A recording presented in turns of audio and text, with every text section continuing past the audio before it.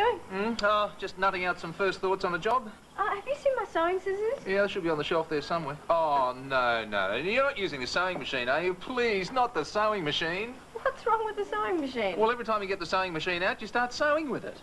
Well, that's the way it's laid out in God's great plan. I mean, would you rather I mix a cake with it? Oh, could you? Dad, what have you got against my sewing? Well, it's not your sewing I object to. What is it? The yelling and the screaming and the biting of the rug. Don't do that. Culminating in a nervous breakdown. Dad, I do not have a nervous breakdown when I sew. No, I have a nervous breakdown when you sew. It is not nonsense. You disrupt the entire house. Oh, so what? There's no one home but you. All right, you disrupt the entire me. Look, I don't know what you're talking about. Oh, Deborah, it happens every time. What happens every time? Well, you zig when you should zag, or your overlock gets underlocked, and then you go, "Ah, I've mucked it all up, you stupid machine." I do not. Oh, hi, Debbie. Hi, Nudge. Simon home from uni yet? Not yet. He should be home any minute, though. What are you doing? Making a cake. Yeah? Oh, no, you're not. You're sewing. That mind never sleeps, does it, Nudge? You know, I remember when I was just a little kid and my mother used to sew. So what? Oh, she'd sew anything. Old torn trousers, bits of tablecloth. Oh!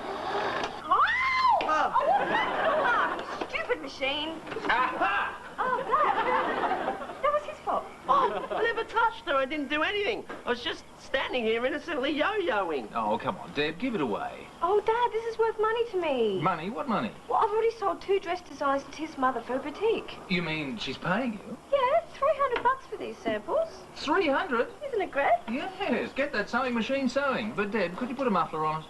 Dad, they don't make mufflers for sewing machines. I was talking about your mouth.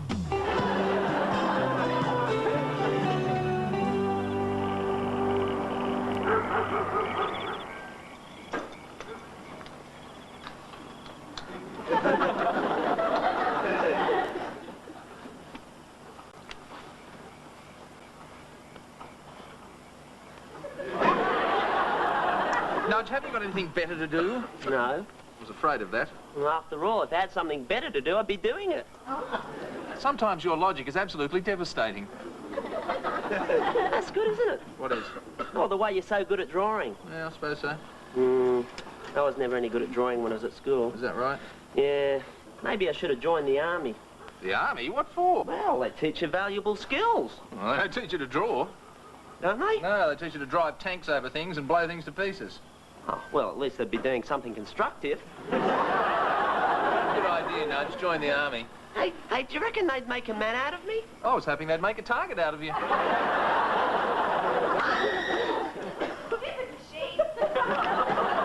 Why do I bother? Why do I even bother? Oh, is something the matter? Well, here I am trying to get a quiet night to get some work done, and you're whining about the army, and Debbie's doing a Darryl Eastlake. I didn't mean to upset you. I was just trying to pass the time. Well, sit here and pass the time quietly. All right? And don't touch the television.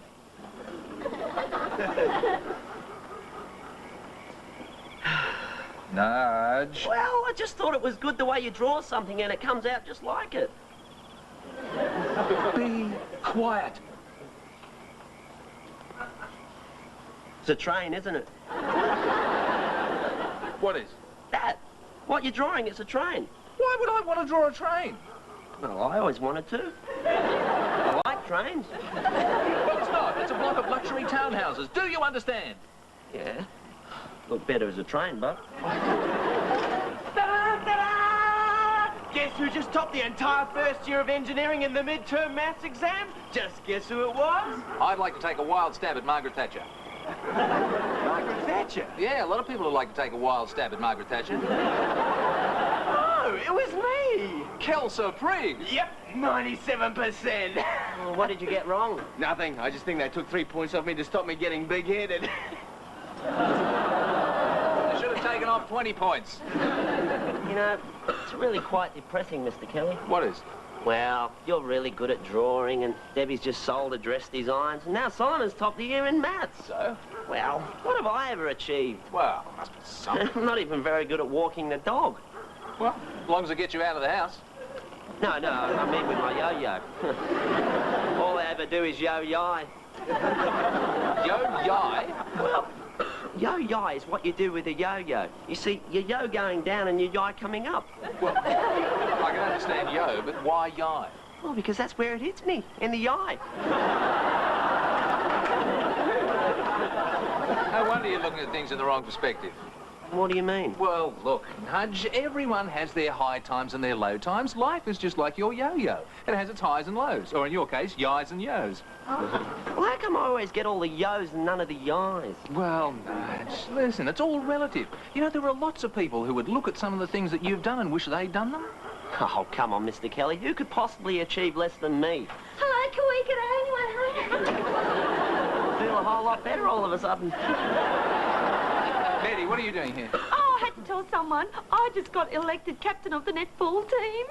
The girls all voted, and I was most popular. Well, Betty, now's not a good time to... And the best. Isn't it wonderful? I've got to tell Deb. Deb? Nudge, don't take it to heart. Oh, Mr. Kelly, in the great yo-yo of life, I just tangled my string.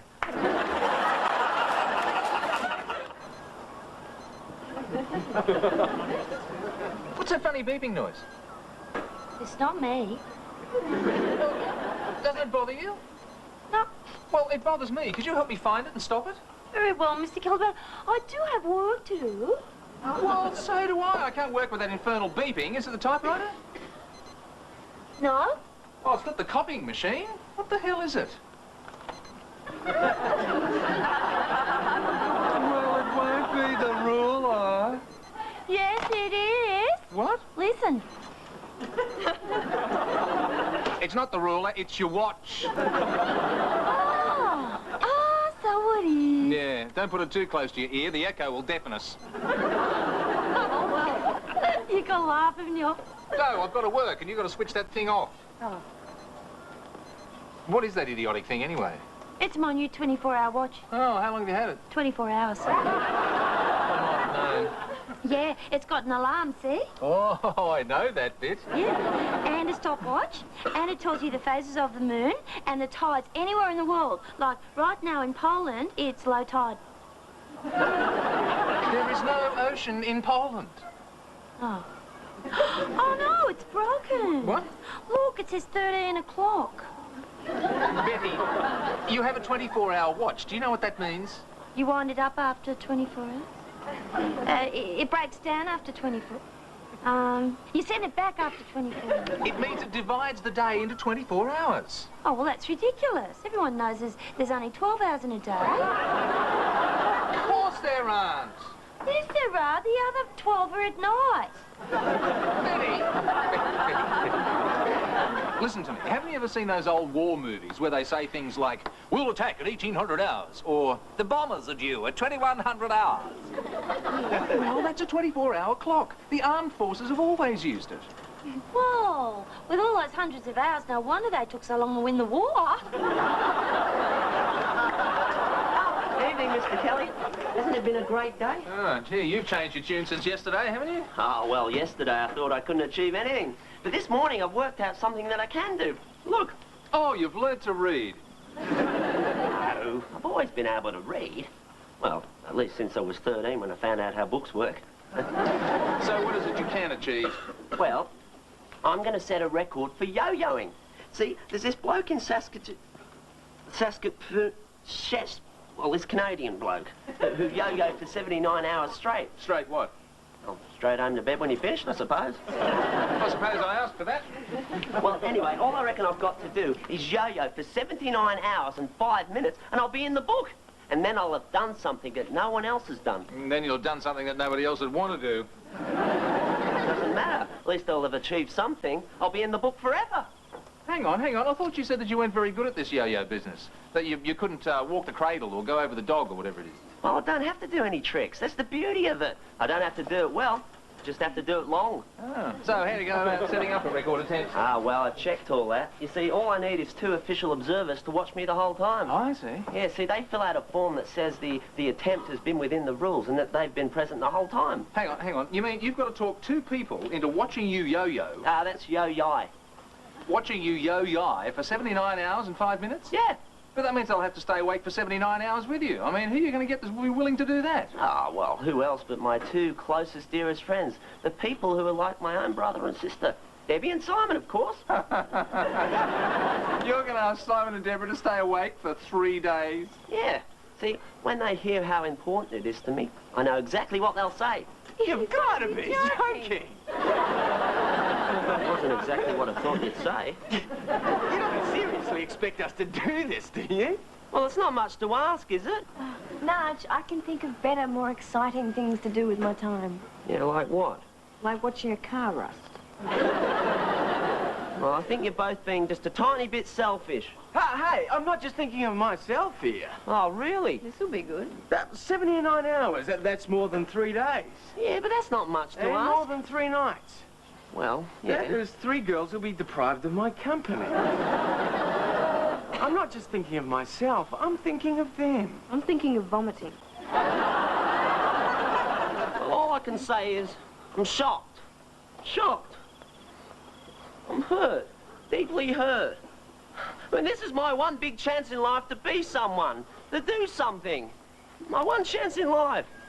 Have neither of you any shame? No?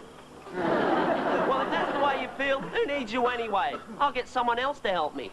A man who knows the meaning of loyalty. A man who's been like a father to me all these years. And I'll know what he'll say when I ask him for a little bit of help. Nudge. Oh, Mr. Kelly, just Go a home. minute. Go directly home. Do not pass go. Do not collect 200. Go home immediately and without further ado. But I want to ask you something. We'll do lunch sometime. Well done, Dad. Way to go, Dad. Now listen, you two. Nudge needs your help. This is his big moment in life. Yo-yoing is his big moment. Well, it is to him. He wants to achieve something. Well, it's not exactly the 4-minute mile, is it? Yeah, I mean, we'd help if he was doing that. Yeah, that way we don't have to stay awake for 4 minutes. And even I can cope with that. If you won't think of me or Nudge, think of your allowances. What about it? You won't get them for a month. Well, I don't need it. Remember, Tiff's mother's paying me $300 for those dress designs? Did you think of that? So she is. And have you thought about the rent on the sewing machine? Rent? What rent? The $300 I'm charging you for using it. Dad, do you know what that is? It's blackmail. Simon, blackmail is a very ugly word. Ugly, but appropriate. Right now, Betty, let's get this week organised. God, what am I saying? All right, Mr. Kelly, well, I've got all your appointments listed. No, you haven't written them down in your stupid shortcut, have you? No, you get cranky when I do that, so I did them in long cut. I wouldn't have believed this, but your handwriting is worse than your shortcut. Running writing. Yes, it's running amok all over the page. Give it to me and I will read it to you. You ready? Get on with it. Right, well, at 13:30 you have to go to the trade show to inspect that stand you designed. At 15:45... Stop! What is this 13:30 and 16:45? It's my new watch, remember? We've been through all this. Honestly, it's like talking to a child. Now... I have told you, if you're going to use that stupid watch, use it properly. Just read the numbers off. There are no o'clocks. All right, then. At 1,300 and... No, in hundreds, remember? 100? Yes, 1,300, 1,400. 1,500. Yes. Can you keep the noise down just a little bit? Oh, I do beg your pardon. I'm disturbing you, am I? No, you're disturbing Nudge's training session. Oh, am I? Oh, this I must see. And you, get those appointments organised. Righto, where is he? There. He's asleep. Do you call that training? How else can you train to stay awake for 79 hours? So, when does the big record attempt start? 3 o'clock this afternoon. And I'm telling you, Dad, our boy is ready. He's just peaking. Oh, yeah. If ever I've seen a finely tuned athlete, that's him.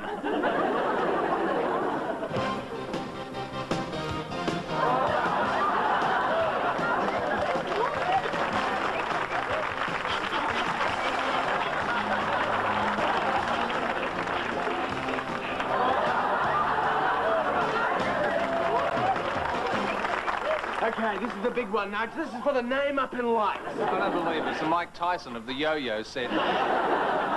Okay, pick your yo-yo. Okay, I'll go for the heavyweight long-distance yo-yo. A long-distance yo-yo? Yes, Mr. Kelly, as I get closer to the end, I will switch to my lightweight aerodynamic sprint model. Okay, ready, Ready, set, set. Go! Nudge. Well, shouldn't that be ready, set, yo? For Pete's sake, stop the watch, Deb. Okay. Okay, ready? No, hang on a minute. I can't stop it. Which is the right button? Oh, keep it here. It's not that hard, is it? Oh, they should write stop and go on these things. Well, they do. The green button is for go and the red button is for stop, just like the traffic lights. Oh, I always thought the traffic lights were the other way. What? Never mind. You ready, Nudge? Okay. Ready, set, yo! Oh, that's it. Way to go! Oh, look at him go! Oh, look at that technique! What skill! What athleticism!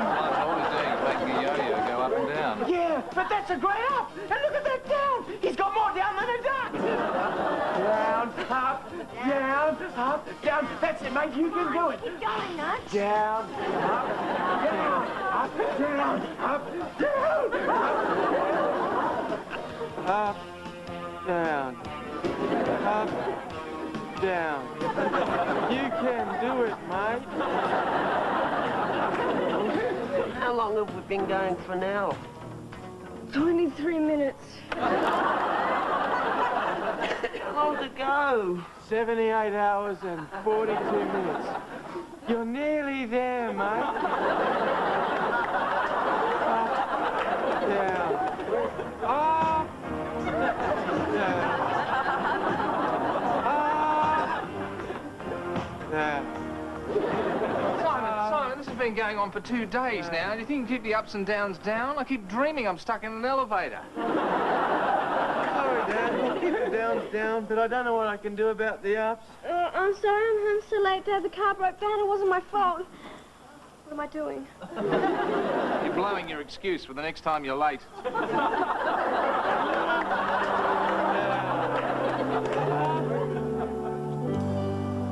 Oh, Betty, did the council ring back with the time for that presentation? That yours? Remember, we have a client who wants me to go along when he submits his plans to a full meeting of council. Oh, that's not for ages. Typical. Takes the council ages to get around to doing anything. What are you doing? Get him out of here. Dad, we've only got 7 more hours to go. We've got to keep him on his feet. It'll be all over if we put him down. Good idea. Call a vet and put him down. How's it going, Simon? Oh, it's hell, Betty. We only get a 15-minute break every 4 hours. But we're nearly there. Good. Go there and get out of here. Yeah, this council really is slow, isn't it? I mean, you'd expect to wait a couple of weeks, but 10 years? 10 years? Yeah, the meeting's not until the year 2000. What? Yeah, well, I wrote it down in my diary, see? 2000... I know what I've done. What? What have you done? Oh, you're gonna laugh, Mr. Kelly. Make me laugh, Betty. See, I meant to write down 20 o'clock, but it didn't. It looks like 2000, and... Because you confused me. So when is the meeting? 20 o'clock tonight? You mean we've got to get everything ready by 8 o'clock tonight? Oh, yeah. All right, that's it. You're working back. See, I knew you'd laugh. I've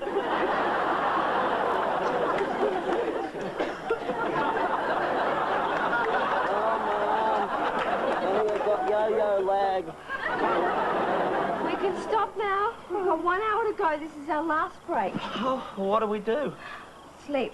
Good idea. Hang on, we all can't go to sleep. Someone's got to wake us in 15 minutes. Good idea. You do it. Oh, Simon, how's it going? Oh, Betty, what are you doing here?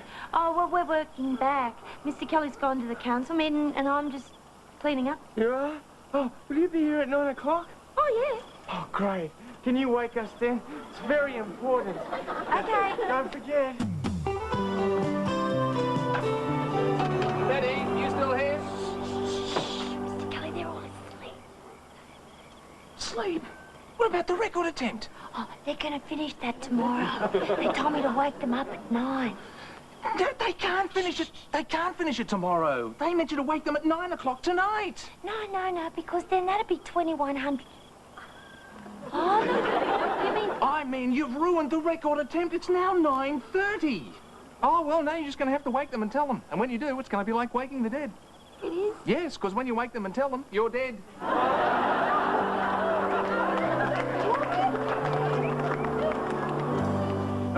Sarge. I'm sorry you didn't make the record. And you were so close. Oh, well, easy come, easy go. Besides, I'm claiming another record. Oh, yeah? What's that? Keeping Debbie awake for 78 hours. Nobody else has ever done that. No. And I'm impressed. But I don't think the Guinness Book will recognise it. I don't care. I know that I did it. And that's all that matters. Oh, Mr. Kelly, here's my overtime for the other night. Do you want to check it? Yes, but I don't think I should be paying you overtime. $12,000? How are you going to arrive at $12,000? Well, I worked from 1,800 hours to 2,200 hours. Yeah, so? Well, you said yourself that's 400 hours.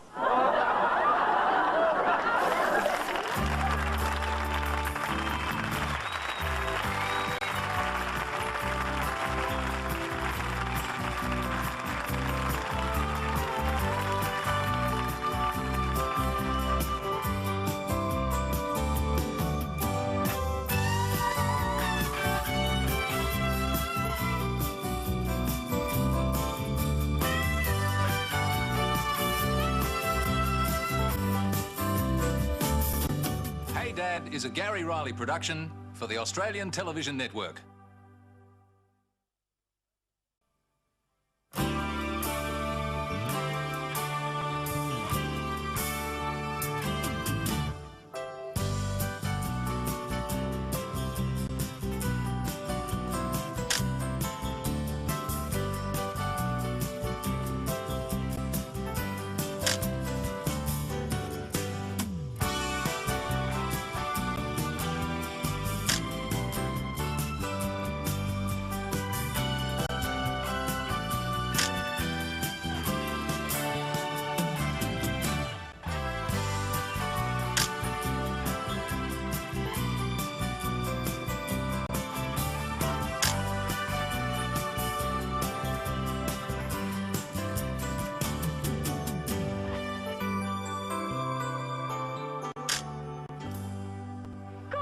Mr. Kelly. Good morning, Betty. Did you have a good weekend? Yes, I did.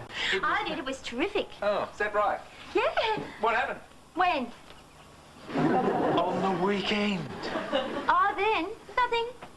Really? Nothing happened? You said you had a good weekend. How could it be good if nothing happened? Well, all that didn't happen might have been bad. What? Well, a whole lot of bad things might have happened, but they didn't. So nothing bad happened, so it must have been good. See? Simple, isn't it? Betty, can I have a couple of Disprin, please? Oh, have you got a headache? No, I just want to shove them in my ears so I can't hear you. And what did you do on the weekend? Oh, it was very quiet around here. Jenny was at Katrina's, Simon and Nodge were on the prowl, and Debbie was away, of course. Oh, was she? Where'd she go? She went skiing with Tiffany. I didn't know she could ski. Well, it's the first time she's been, but, you know, Deb, she'll be in anything. Yeah, she's a bit of a daredevil, isn't she? Oh, daredevil isn't the word for it. Do you know, when she was 4, she wanted to put a diving board in the bath? And then when she was 8 years old, she jumped a tricycle over 6 boys in a row. 6 boys? Oh, that must have got a shock.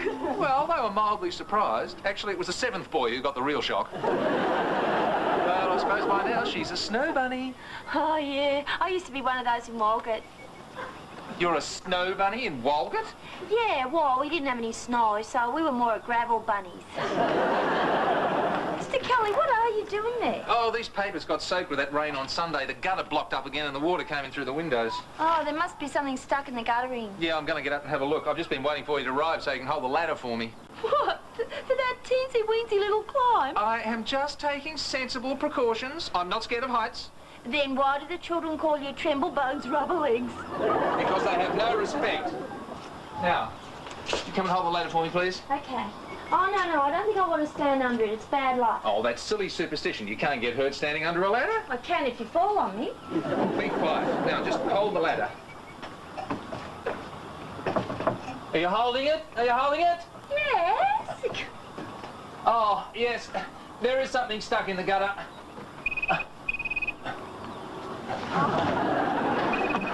Keep holding it, Betty. Don't let go. Don't let go, Betty. Hello, Martin Kelly, Architectural Services.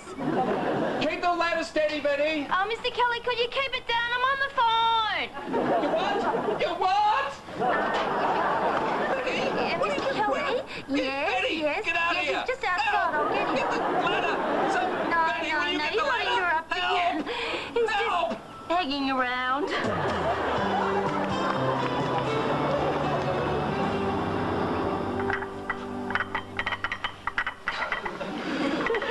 How could you do that to me? Oh, come on, Mr. Kelly.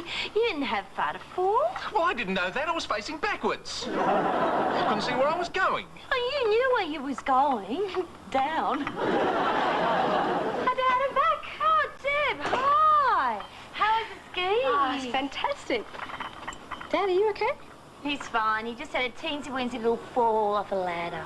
It was not a teensy-weensy little fall. For the first 3 feet, I could have been dropping into the Grand Canyon. And what about after the first 3 feet? I stopped. Dad, are you sure you're all right? Oh, yes, I'm fine. No thanks to Betty. So, how was the skiing, Deb? Oh, it was great. What a buzz. You ought to try it sometime. Him? What do you mean, him? Ah. Well, you get all tremble bones, rubber legs on a ladder. I mean, how would you handle those high things they have if you went skiing? What high things? Mountains. She's got a point there, Dad. I mean, you do hyperventilate when you climb up into bed. That only happened once, and that was because Simon put the bed up on bricks. Dad, I've never understood this irrational fear you have of heights. It is not an irrational fear. Oh, is that so? Yes, it is so. It is a totally rational fear. After all, you can fall off a height. You can't fall off a low. Except in your case, Deborah, you could fall off the rug. Thank you very much. Well, it's not fair. You should be more scared of heights than anyone else. Why is that? Because you're closer to the ground than anyone else. Dad, are you ready? Mr. Kelly, your son Simon is here to see you. I know. No, I'm here too. Oh, Mr. Kelly, your son Simon's been nudged. I know. Simon, come in. What is it? Wasn't that concrete pour on today? You said you're going to take me. Oh, so it is, so it is. What's that all about, Simon? Oh, Dad's taking me on a concrete pour. Concrete pour? Yes, they're pouring concrete today at the building site in Surrey Hills. Oh, couldn't you do better than that? What? Well, look at the poor boy. He thinks he's all excited and all he's doing is going on a rotten old concrete pour. Betty, you don't understand. When I was a kid, my dad used to take me to really good places, like the Pictures and the Milk Bar, and once we even went to the Bluebird Cafe. Well, this isn't a social occasion. And he took me to the circus when they came to town. Oh, bet you enjoyed that. Yeah, I did, up until the time we got separated. Oh, what happened? Well, it was awful. It took me 4 days to get away. I don't believe it. The circus ran away with her. And you know, from that day to this, I have never been able to eat another banana. Betty, this is not a father and son outing. Simon is studying engineering, and I thought it'd be a good idea for him to see a concrete pour. Yeah, I'm going because Dad said it'd be a good experience. And I'm going because Simon said it'd be a good lunch. That reminds me. Could I have 30 bucks in the petty cash? Hold your horses, hold your horses. Now, is this money for a work-related activity or is it a fringed benefit? None of your business. Then it must be private and you're not entitled to company funds. I am the company. It's my money. Give it to me. What's this? There's no money in here. Well, it's Monday. I haven't had a chance to draw any cash for the week. I'll tell you what, I'll lend it to Tin, and Tin can lend it to you. Now, I'll write out an IOU for you and an you owe me for me. Betty, you better get these IOUs and you owe me sorted out, otherwise it's back to the circus with you. Well, it's all your fault. My fault? I don't know why you need $30 just to get to Surrey Hills. Because we're having lunch there. Then you'll have to declare it as a fringe benefit. That's right. It's a Surrey Hills with a fringe on top. Now, let's get on this concrete pour. You crack another one like that, boy, and you won't be on the concrete pour, you'll be under the concrete pour.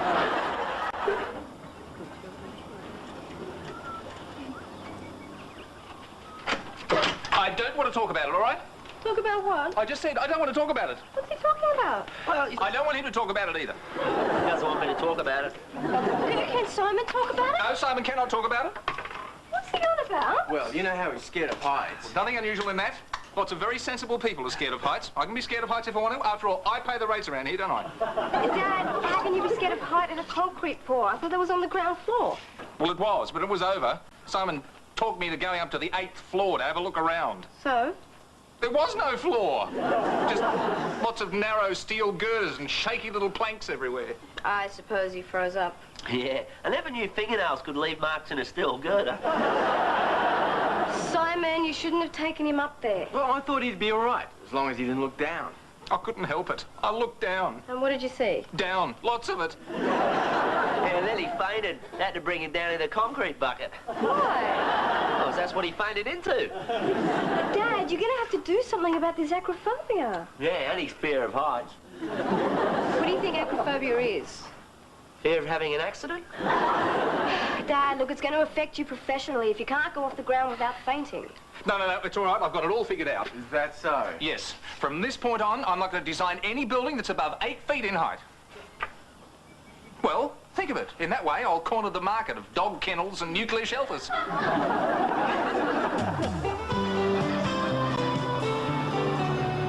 It's very kind of you to help me out like this, Jenny. No problem, Betty. Just tell me what you want me to do. Oh, well, Mr. Kelly wants me to sort out the petty cash, but I'm no good at figures, and I really needed someone to help me. Well, why not grab Simon? He's a whiz at maths.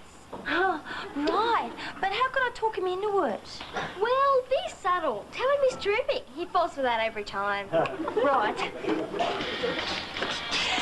Simon, you're terrific. Betty, I cannot find it in my heart to disagree with you. Good, you'll help then. Well, now that I'm helping, can someone tell me what I'm helping with? The petty cash. No way. Oh, please, Simon. I've got to get it all balanced out, and you'll whip through it in seconds. You're so terrific at maths and everything. Oh, that's true. Okay. It's like shooting fish in a barrel. So, are these all the receipts and IOUs? Oh, no, there's just a few more. These are all IOUs? No, some of them are IMEs and some are IOTs. IOTs? What's an IOT? IO10. But don't you worry too much, because most of the IMEs will balance out the IOTs. How do you figure that? Oh, well, it's obvious, isn't it? If I owe the tin and the tin owes me, then some of the IOTs will cancel out the IMEs, see? Not really. That was terrific, Betty. Can you say that again? Well, I'll take your word on the IOMEs and the IOTs better. Who is Tom? Tom? I don't know any Tom. Well, it's right here in the tin. Tom, 220. I guess we owe it to Tom. Oh, no, that's for Tim Tams. Tim Tams? Yeah, you know those chocolate biscuits? I bought them for the office. For Tom. What about him? You bought the Tim Tams for Tom? No, there isn't any Tom. Of course there is, woman. It's right here. No, he's not a person. He's a tin owes me. T-O-M. Get it? Tim owes me. No, tin owes me. Unless you bought Tim Tams too. Hey, Betty, just a moment. I'm totally lost with all these Toms and Tims and Tams. Well, it's very simple, see. I bought some Tim Tams with a Tom for $2.20 from the tin one time. Ah, you took a Tom from the tin. No, I put a Tom in the tin. You see, normally I'd take it from the tin to buy Tim Tams, but I only needed $2.20, and there was nothing in the tin but a 10, so I put in a Tom. That's why there's a Tom in the tin. And I do it all the time. Understand? Yes.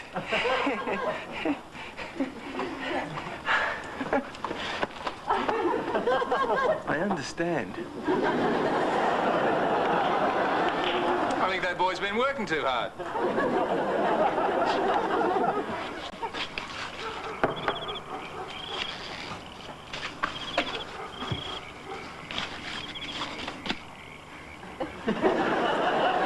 Now, are you passing through or are you just hovering?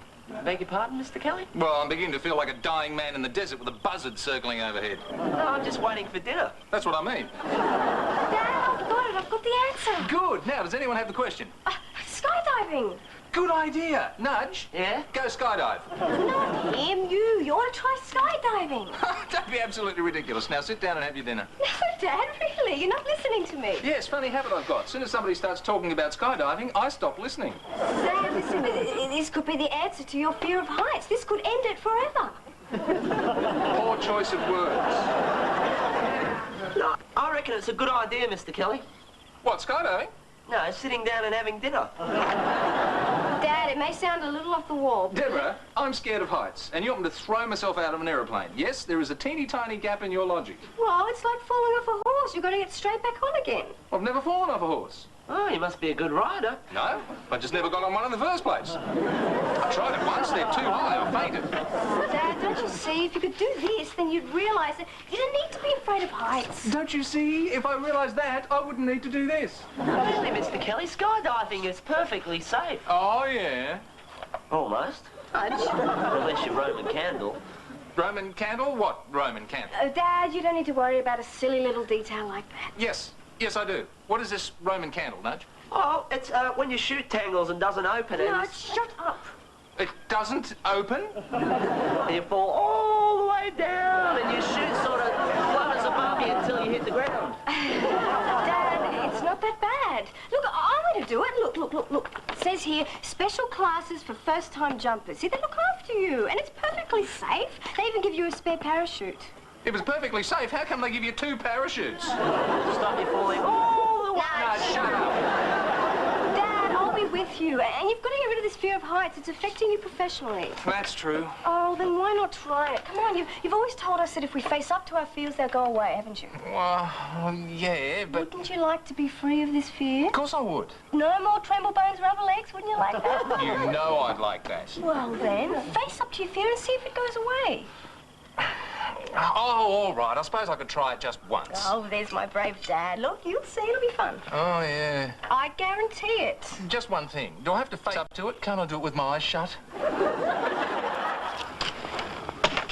Jenny, things would be a lot easier if you let me have the calculator. No way, Simon. You always forget to turn it off and you'll flatten my batteries. I do not. Anyway, you're just wasting time by not letting me have it. Well, if you don't like it, you can use your own calculator. I count my batteries are flat. It was an accident. All right, just add these figures to the total. 295. Right. 1150. Got it. 1725. Check. Well, Simon, how's the big petty cash sort out going? We're slowly getting there. I've sorted out the IOUs, the TOMs, and the UFOs. UFO? What's a UFO? You figure it out. But we're slowly making headway. But what's the total so far, Jen? $5,499.25. What? How could it be that much? You mean that's how much it owes me? No, that's how much you owe Betty. Simon, are you out of your mind? Don't yell at me, Dad. When we started, the figure was $7 grand. Don't worry, we haven't got onto the IoTs, and they will cancel most of it out. How much cash is in there? At the moment, zero, zilch, nada. Oh, well, here's the contribution. Here's the $10 change from lunch the other day. Well, every little bit helps. And speaking of the other day, next time we go on a concrete pour, could you ask Nudge not to write anything in the wet cement? It's most embarrassing for him. Sorry, Dad. Anyway, no one will know it's him, will they? Are you kidding? He wrote Nudge was here. Hey, Dad, are you really going to go skydiving with Debbie? Well, I told her I would. I must be mad. Can I come too? No, you can't come too. Oh, why not? I'm not scared. Well, you should be. For a start, you're so light that if you jumped out of an aeroplane, you would go upwards. I could wear weights. No, Jenny. Are you sure? Yes, of course I'm sure. For goodness sake, you can't go jumping out of aeroplanes. You've got a broken leg. Then I've got experience. Don't you have any homework tonight? No. Then go and make some up. Rats, I never get any good fun round here. Dad, are you really going to do this parachute jump? Well, I promised Deborah I would. Oh, do you think this is wise? No, I don't. I think it's totally insane. But, as Deborah said, I've got to get rid of this stupid fear of heights. But, Dad, at your age... And what's wrong with my age? Well, your bones are brittle. They're easily damaged. So is my pride, so watch it. And anyway, it's only one little parachute jump. Yeah. And people do it all the time. Yeah. Just like crossing the road. Yeah. Yeah. Nothing will happen. Aren't you going to say yeah this time? Right, now go and hang up your uniform. Yes, Dad. Don't leave it lying on the floor. No, Dad. Then get stuck into your homework. Yes, Dad. Oh, I've just got to ring Katie first. No. You'll be on the phone to her for hours. You can ring her after you've done your homework. Yes, Dad. Ah, here you go, Dad. I got it all for you. Got what all for me? Everything you need for your first parachute jump. Boots, helmet, jumpsuit, spray rag. I didn't I tell you to go... I'll do my homework. Okay, I'm on to it. What do you think of my outfit, Dad? Isn't it great? How come you get to look like that and I get to look like the saggy, baggy elephant? Dad, you're jumping to overcome a fear. I'm jumping to meet the parachute instructor. Oh, well... Anyway, yours was cheap because it was second-hand. Oh, right. And the previous owner can't use it anymore. Oh, right. Why not can't he use it anymore? What? The previous owner can't use it anymore. That's right. Oh, right. He lost weight. It doesn't fit him anymore. What exactly? Well, what exactly? Dad, come on, you've got to tell me. I have to face my fear. Okay, Dad, if you really must know, he broke his leg. Oh, God, why'd you have to tell me that? Dad, he was run over by a bus. What? Oh, well, why didn't you just say? It was his own silly fault. Yeah, he stepped out in front of it. No, he landed in front of it.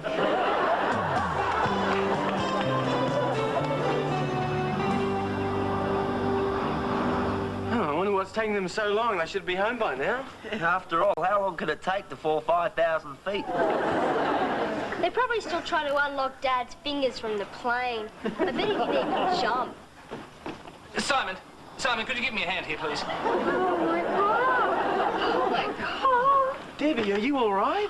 I've never seen anything so high. Have you any idea how high those things are? What things? Planes. I looked out the door and there was a cloud there. How can people stand being tall? You mean she freaked out? Totally. She's never been that high before. I'm going to my room now to lie down on the floor. Dad, is Debbie all right? Oh, she'll be fine, Jen. She just hasn't had the best of days. To begin with, she discovered the handsome, wind-blown instructor was married, and then she totally freaked out at the altitude. Oh, poor kid. She's never been in a little plane before. Yeah. Then when she finally got up the courage to jump, she landed in the wrong field and got chased by a goat. What about you, Mr. Kelly? I guess you didn't jump after that. On the contrary, Nudge, I had a ball. I did 3 jumps. Dad, weren't you scared of the height? No, I wasn't, and for one very good reason. I had on a parachute. I felt safe. Don't know why I didn't think of it sooner. So from now on, Dad, you won't be afraid of climbing ladders? Not as long as I'm wearing a parachute.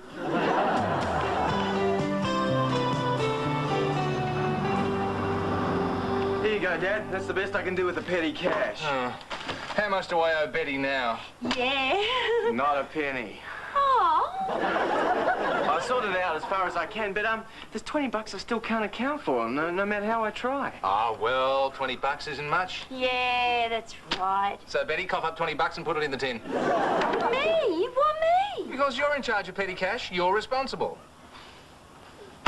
Simon, I want you to know you've done a terrific job here, and I don't know how to show my appreciation. Well, something tasteful and engraved. No, seriously. I owe you, Simon. I'm in your debt here, and I thank you most sincerely. It was him. Me? What me? The $20, it was you. I didn't touch it, Dad. I didn't touch any money. You took him to lunch, you took $30 and you brought back 10.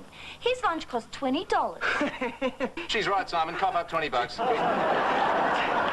Dad, what happened to Simon? I owe you, and Simon, I'm in your debt. Simon, that was mawkish sentiment. This is business.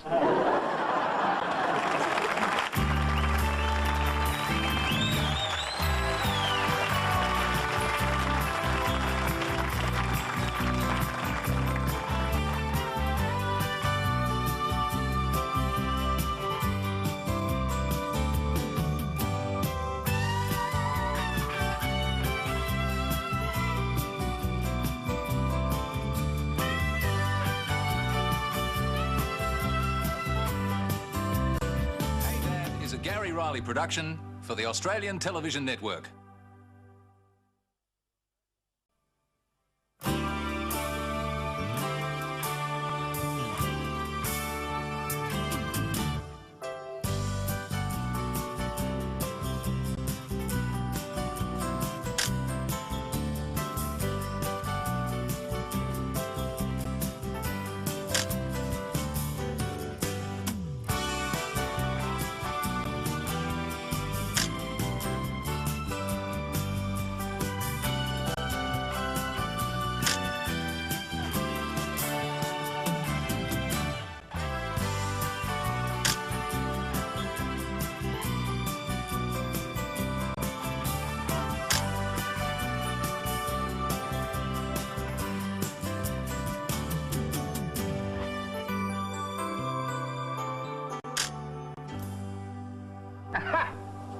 Speak yours, Mr. Kelly. These plans are finished. Finito. Cooked to a turn. I, Martin Kelly, have triumphed yet again.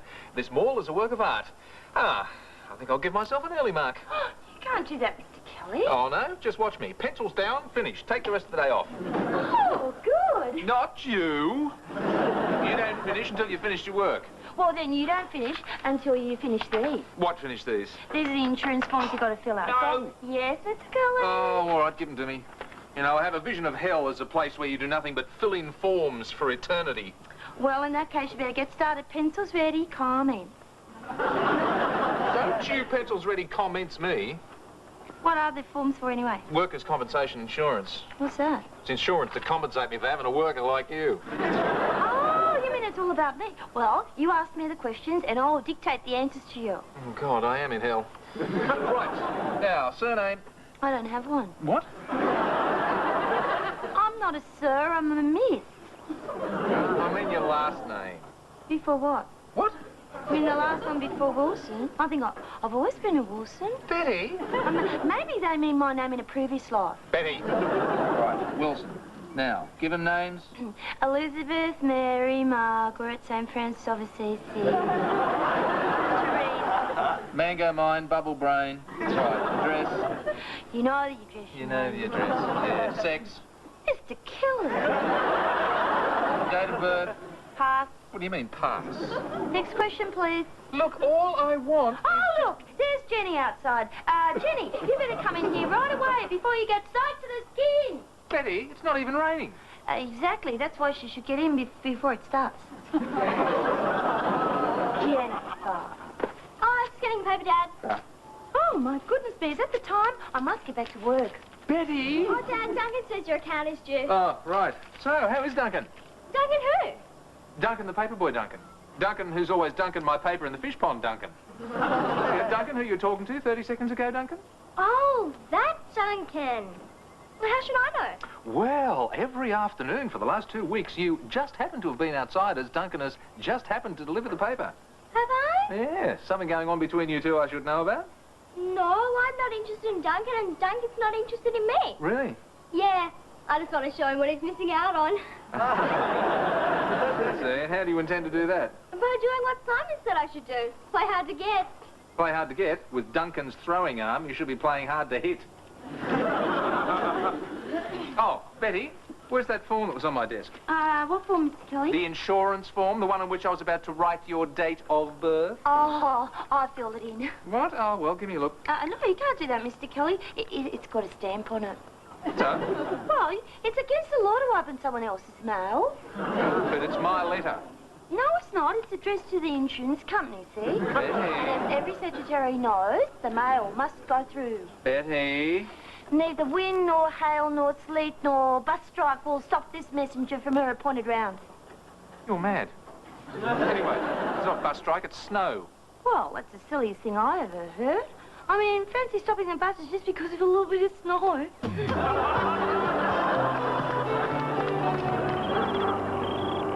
But why was Betty so evasive about a date of birth? Dad, don't you know anything about women? Oh, I do. Shut up, Simon. Dad, I thought it was obvious. We women never discuss our age. Hey, Simon! Jenny, just before you say anything, how old are you? Mind your own business. See? Women 1, sexist trolls 0. Simon, can you help me with my maths homework, please? Oh, I'll give you a hand, Jen. Oh, thanks, Dad, but I really need some expert help. Expert help. Thanks a lot. The last time I helped you, you got all your answers right? Yeah, I know, but you got them right the wrong way. Eh? Well, according to the new math theory, it's more important to know what you're doing than it is to get the right answer. That's ludicrous. Well, it's the modern way of doing things. It's better to get the wrong answer the right way than it is to get the right answer the wrong way. Yeah, and I always get the wrong answer the wrong way. But how can the right way be the right way if the answer is wrong? I don't know, but at least it won't be kept in after school. Yeah, if she's kept in after school, you know what that means. The teacher's as confused as I am? No, she'll miss a daily dose of dunk the hunk. Hey, Betty, look what I just found in the back of my old record collection. What is it, Mr. Kelly? My Neil Diamond Hot August Night album. I haven't played this in years. Oh, nobody has.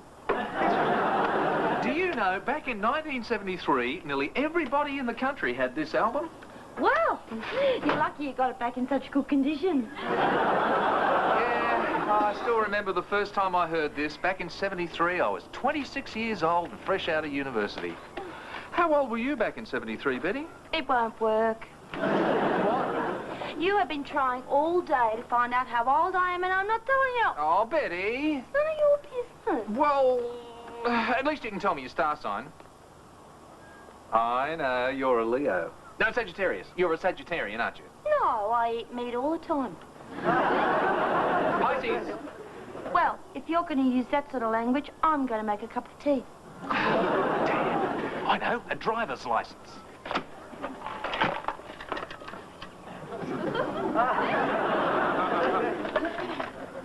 Mr. Kelly? Oh, yes. Oh, there it is. Dad, she's never going to tell you. Why don't you just give up? What, and be outwitted by a half-wit? No, Deborah, I'm going to find out Betty's age if it kills me. What if it does? Can I have the Volvo? I know. I'll ring her mother and ask her. Dad, do you think that's such a good idea? Why? Well, they don't call her Panicky Paula for nothing. I'll reassure her. Don't worry. Hello? Martin Kelly. No, I know he's not there. I'm Martin Kelly. Yes. Hello to you too. Yeah. Look, I was just filling out an insurance form for Betty. No, she's all right. She hasn't had an accident. No, she's not in hospital. Very reassuring, Dad. Nice work. Oh, God. No, don't call a priest. No, it's not too late. Mrs. Wilson, Miss... I think she's fainted. Hello? Hello? Oh, sorry. Who's that? Uncle Cess? No, I am not a heavy breather. Martin Kelly. I know he's not there. He's here. I'm here. I'm Martin Kelly. Yeah. All right. Yeah. I'll ring back when I'm there. Oh, that is terrifying. What is? I think Betty is the brains of the family.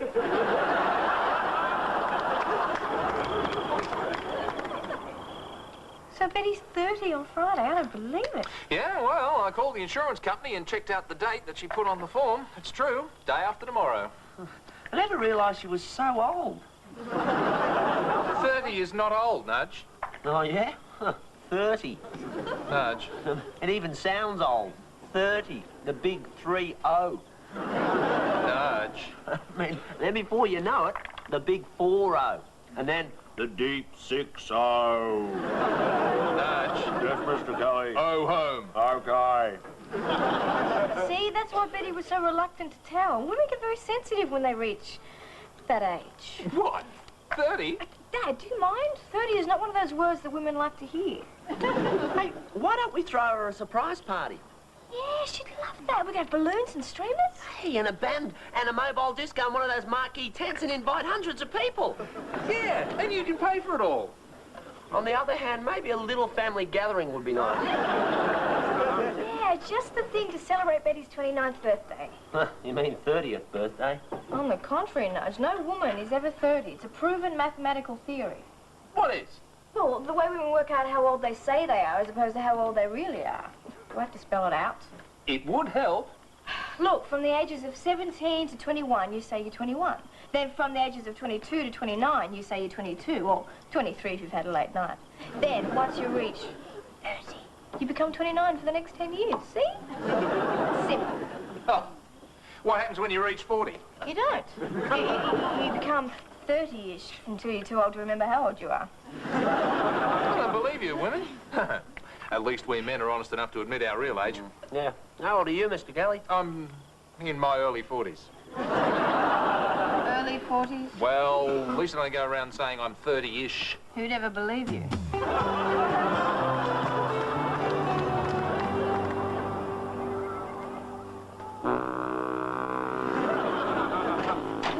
Stan! Ah, g'day, Martin. What a surprise! Yeah, well, I just arrived, so I thought I'd just pop in and say hello before I went and booked into one of those... Breathtakingly expensive city hotels. They're the ones, Martin. My word, some of those places, Cost a bob or two. I reckon, they must think a man's made of money. Oh, charge like wounded bulls, don't they, Stan? Oh, my very word they do, Martin. You pay a fortune and you can't even get a decent country breakfast. Stayed in some of them, have you, Martin? No, but I've heard a lot about them. So, where's that giddy gird of a girl of mine? Oh, Betty, she's gone down the bank. Oh, right.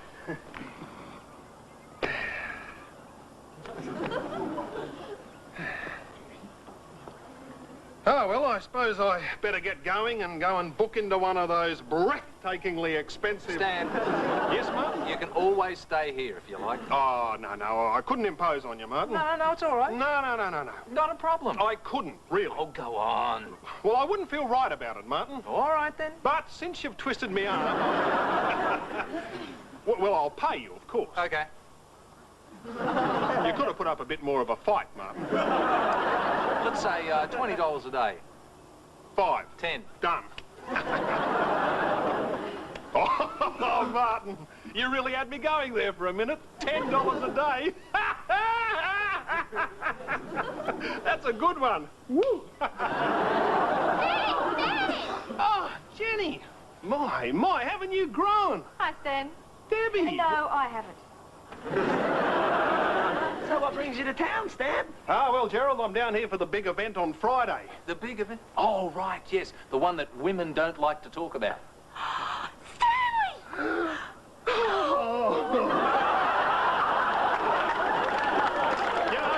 You can't beat a country girl, Martin. They're red-blooded and passionate. So, what don't women like to talk about? Well, manure, apparently. Manure? Yeah, I'm down here for the annual yearling sales and the subsequent manure auctions. You can pick up a lot of good manure cheap. Why would you want to pick it up at all? Yes, well, anyway. Betty, why don't you take the rest of the afternoon off? You know, take Stan to the pictures or something. Oh, that's very generous of you, Martin. I must say, I like a good film. Do they take primary producer concession cards? Come on, Stanley. Oh, girls.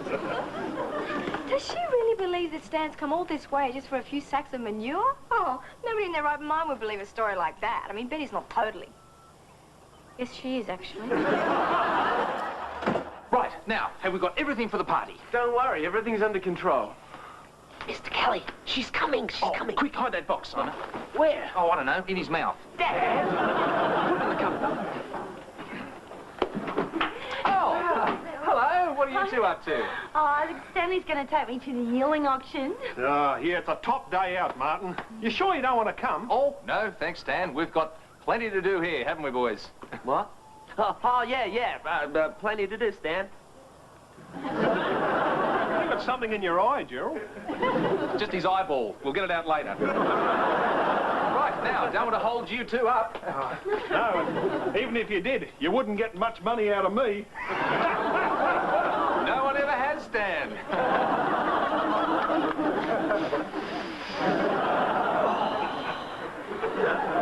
I think I'm going to need a rest from these balloons, Mr. Kelly. Feeling a bit lightheaded.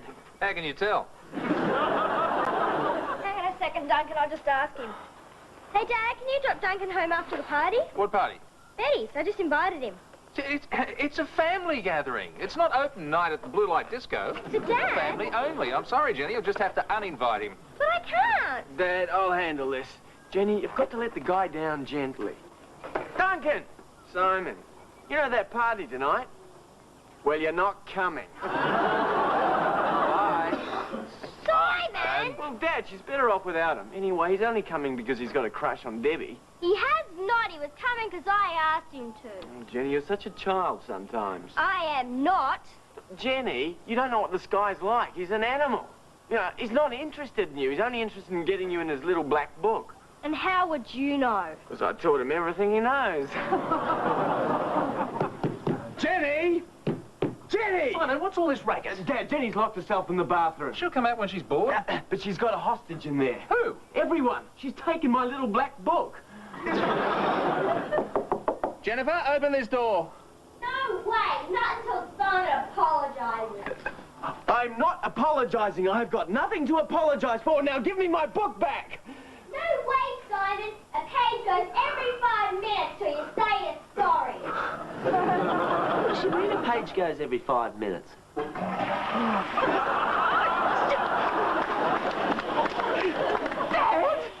That was the A, Simon. The B's and next.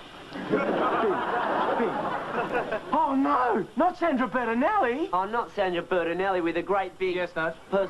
Great big personality. Dad, do something. Let's do something, Mr. Kelly. Jennifer, you're acting like a child. But why shouldn't I? That's what Simon says I am. Simon, can't you negotiate your way out of this one? Negotiate? Yeah. Jennifer, this is Simon here. Yes, Simon? I've got a little proposition for you. I'm listening. You give me back my book, or I'll put your Barbie through a blender! Good one, Rambo. Look, leave her alone. She'll come out eventually. But, Dad... No, look, we've got a party to organise. You've got to put up the decorations, and I've still got to prepare the food. Well, what do you want me to do? Get down to Bondi and see what you can salvage. Dad, can't you do something about Jenny? She's been in that bathroom for nearly 3 hours now, and I have to do my hair and eyes. Yeah, and I have to do my hair and eyes. Quick, everyone, they're coming. Oh, quick, everybody, hide. Gee, I wonder why it's so dark in here. Surprise! Happy birthday! Surprise! Well, I'll be. Gee, Martin, you really kept this one under your hat. What do you mean, Stan? Well, going to all this trouble and it's not even my birthday. That's good, Stan, because it's not even your party. What? It's for Betty, you knew that. Did I? Oh, of course you did. And that great story you spun about coming down for the yearling sales and the manure auctions, when all the time you came down for Betty's birthday. But I did come down for the yearling sales. I always do. I love a good manure auction. Yeah. Well, anyway, Betty, happy birthday. This is for you. Oh, thanks very much, Mr. Kelly, but I'm afraid I can't accept it. Why not? Well, it may be my date of birth, but it's not my birthday. Well, what's the difference? Well, Elizabeth doesn't have a birthday anymore. Dan, don't. Look, no, I'm sorry, girl. I think it's time people were told. Well, then I don't have to stay here and listen. Stan, what's got us so upset? Yeah, it's just a birthday. Well, it's probably my fault. See, I didn't realise you were planning a birthday party for her, and if I had, I would have stopped you. See, it goes back a couple of years to when she was working as a volunteer helper at Walgett Hospital, and there was this young fella in there called David, and, well, you know, she struck up quite a friendship with him. What was the matter with him, Stan? Turned out he had cancer. And, you know, he was just 12, and the doctors told him he had 3 months to live. And you know what upset him most? The fact that he'd never be a teenager. He wasn't going to make it to his 13th birthday. So that's when Elizabeth had her idea. What idea? Well, she had a deed drawn up, all legal and everything, and signed a birthday over to him. She gave him her birthday. Yeah, and they had a big 13th birthday party bash for him at the hospital, and, you know, most of the town turned up. And, yeah, well, you know, he died pretty soon after that. So now she feels that if she celebrates a birthday, it's like she never gave it to him in the first place. Tea's nearly ready, Mr. Kelly. Elizabeth, Mary, Margaret, St. Francis of Assisi, Teresa Wilson. There are times when you're a wonderful person.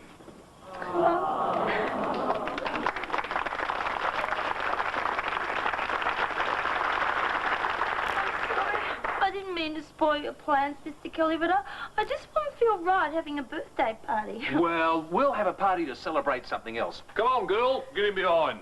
Attention, everyone. The party will proceed. Oh, No, not for your birthday. It's to celebrate the Secretary of the Year, Ms. Betty Wilson.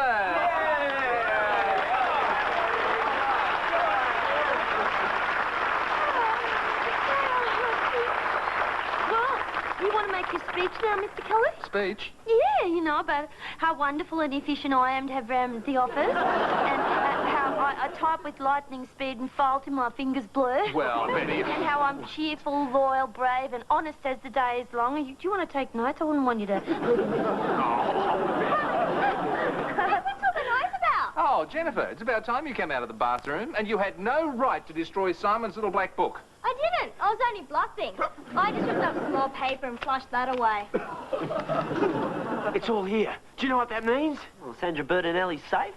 No, the bathroom's free.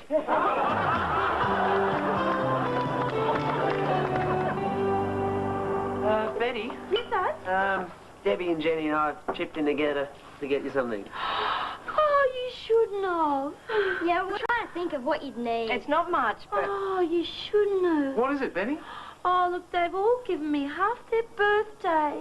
Half their birthdays? Yeah, it just means that whenever we have a birthday, you have one too, baby. Oh, Betty, Stan and I got you something, too. Oh, Simon, how beautiful. Oh, soap on a rope. when you finish with the soap, you can still use the rope. Yeah, that's ingenious, I reckon. Stan and I went halves. Yeah, Simon picked it out and I paid for it. No, well, I don't mind lashing out on a girl like you. Oh, Stanley, I don't know what to say. Well, what about the birthdays, eh, Betty? Yeah, I know that's the only thing that's got me worried. Worried? What about? Well, with 3 birthdays a year, I'm going to be 30-ish before I know it.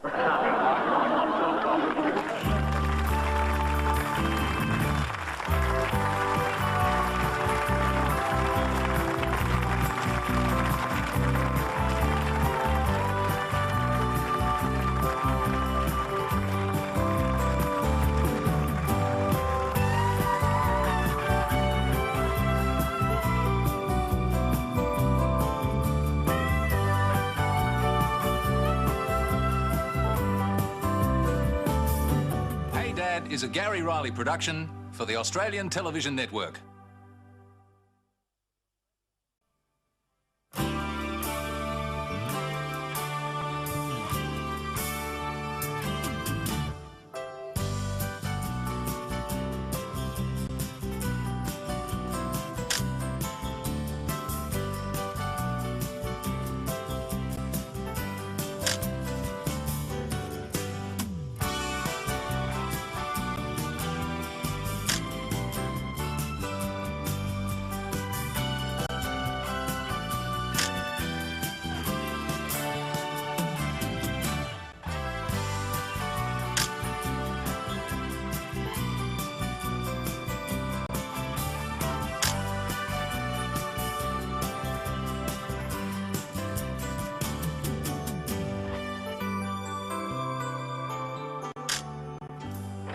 Oh, come on!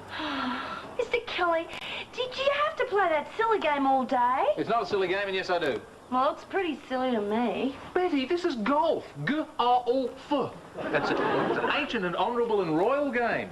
Well, if it's so ancient and honourable and royal, how come Prince Charles doesn't play it? Well, he does. He does. It's just that he plays it on a horse, and they call it polo. Apart from that, it's exactly the same. It is not. I've seen golf. That's that game that Green Norman plays, and he wins millions and squillions of dollars every year, just so the press can say he's no good at it. Well, what could be more honourable than winning millions and squillions of dollars every year? And he isn't always going, oh, come on, that should have gone in. I'm taking it anyway. Even though he missed by a mile. Okay. And he certainly doesn't get in his secretary's way while she's busy trying to do all the work that he's supposed to be so very, very busy doing. Betty, you know better than to walk across the green when I'm putting. Oh, come on, Mr. Kelly, do you have to play in here? Yes, I do, because I'm the boss. I'm the head sherang. I am the big bazoo. And when you're the big bazoo, you can do whatever you want to do. And at the moment, what I want to do is practice my golf. It's that stupid architect's golf day, isn't it? You're just practicing for that, aren't you? That's right, got it in one. Gee, I don't see why I can't go along as well. I mean, why should you have a holiday while I've got to work? Betty, this isn't a holiday for me. This is a working day. Oh, yeah, just imagine. Yes, and while we're playing, we discuss new trends in architecture, new ideas, new technological breakthroughs. And you really hope I'll believe all that? No, I hope the tax department will believe all that. I'm claiming the $100 entry fee as a business deduction. Oh, well, if you took me as well, they'd have to believe it, wouldn't they? Would they? Oh, well, yeah, you wouldn't take your secretary on a holiday, would you? Well, certainly not this one. Oh, please, Mr. Kelly, what do you think? I think I'll take my chances with the tax department.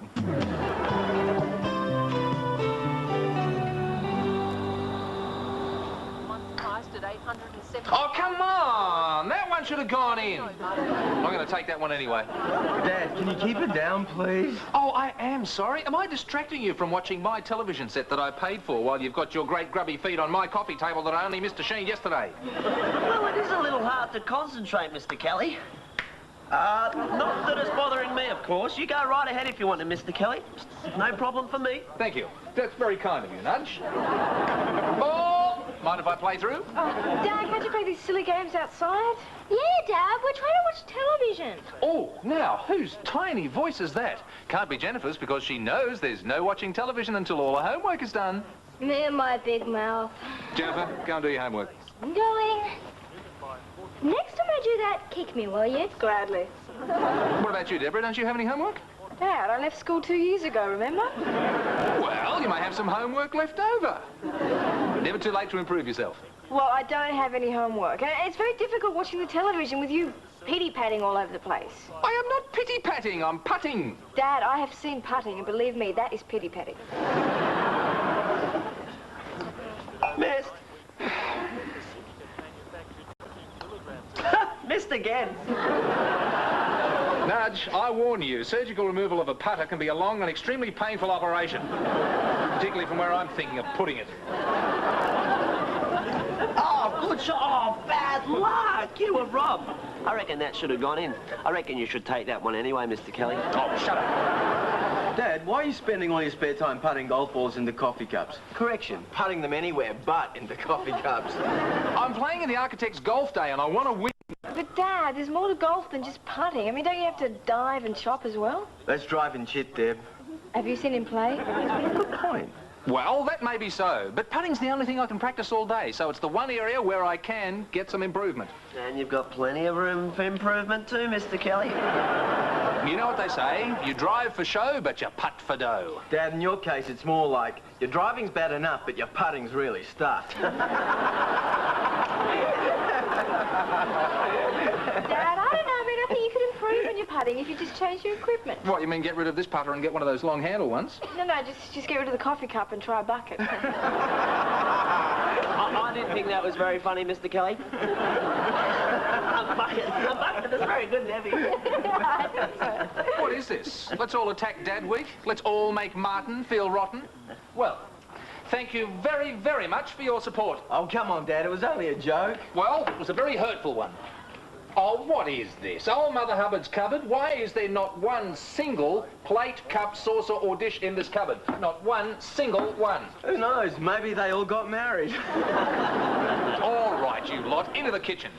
Jennifer! I'm doing it, Dad. I only stopped for a minute, I promise. Could you come in here, please?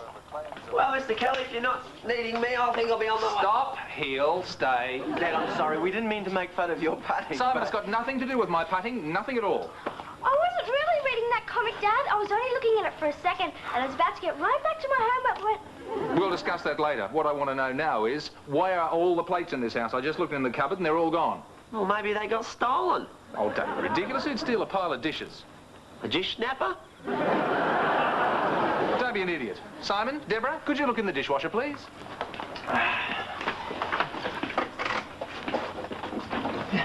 No problem, Dad. They're all here. They're in here all the time. What a surprise. And I suppose they're all clean. Oh, just as clean as a whistle, Dad. Yep, the old dishwasher does a great job cleaning up all the dirty dishes. It cleaned them right up. And I don't suppose that any of you, not even one, thought of putting the dishes away when they were clean. No? Why the devil not? Dad, what's the point? They'll just get dirty and we'll just have to put them back in there. Well, what do we do for clean dishes in the meanwhile? Well, we get them out of there. What, and put the dirty ones back in there with the clean ones? Oh, we could do that if we did it carefully. Or we could leave them in the sink until we've got a full load. Oh, I don't believe this. All right, listen to me. Watch my lips. Oh, get out of it. You will now empty the dishwasher and you will put all the clean dishes away. Is that clear? Yes, Dad. Fine, now get to it.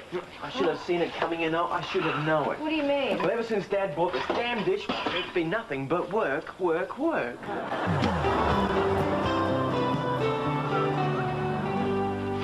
Right, now, Betty, if Mr. McAllister calls, do you know what to tell him? Yes, Mr. Kelly. Right, what do you say? I'll tell him you're playing golf. No.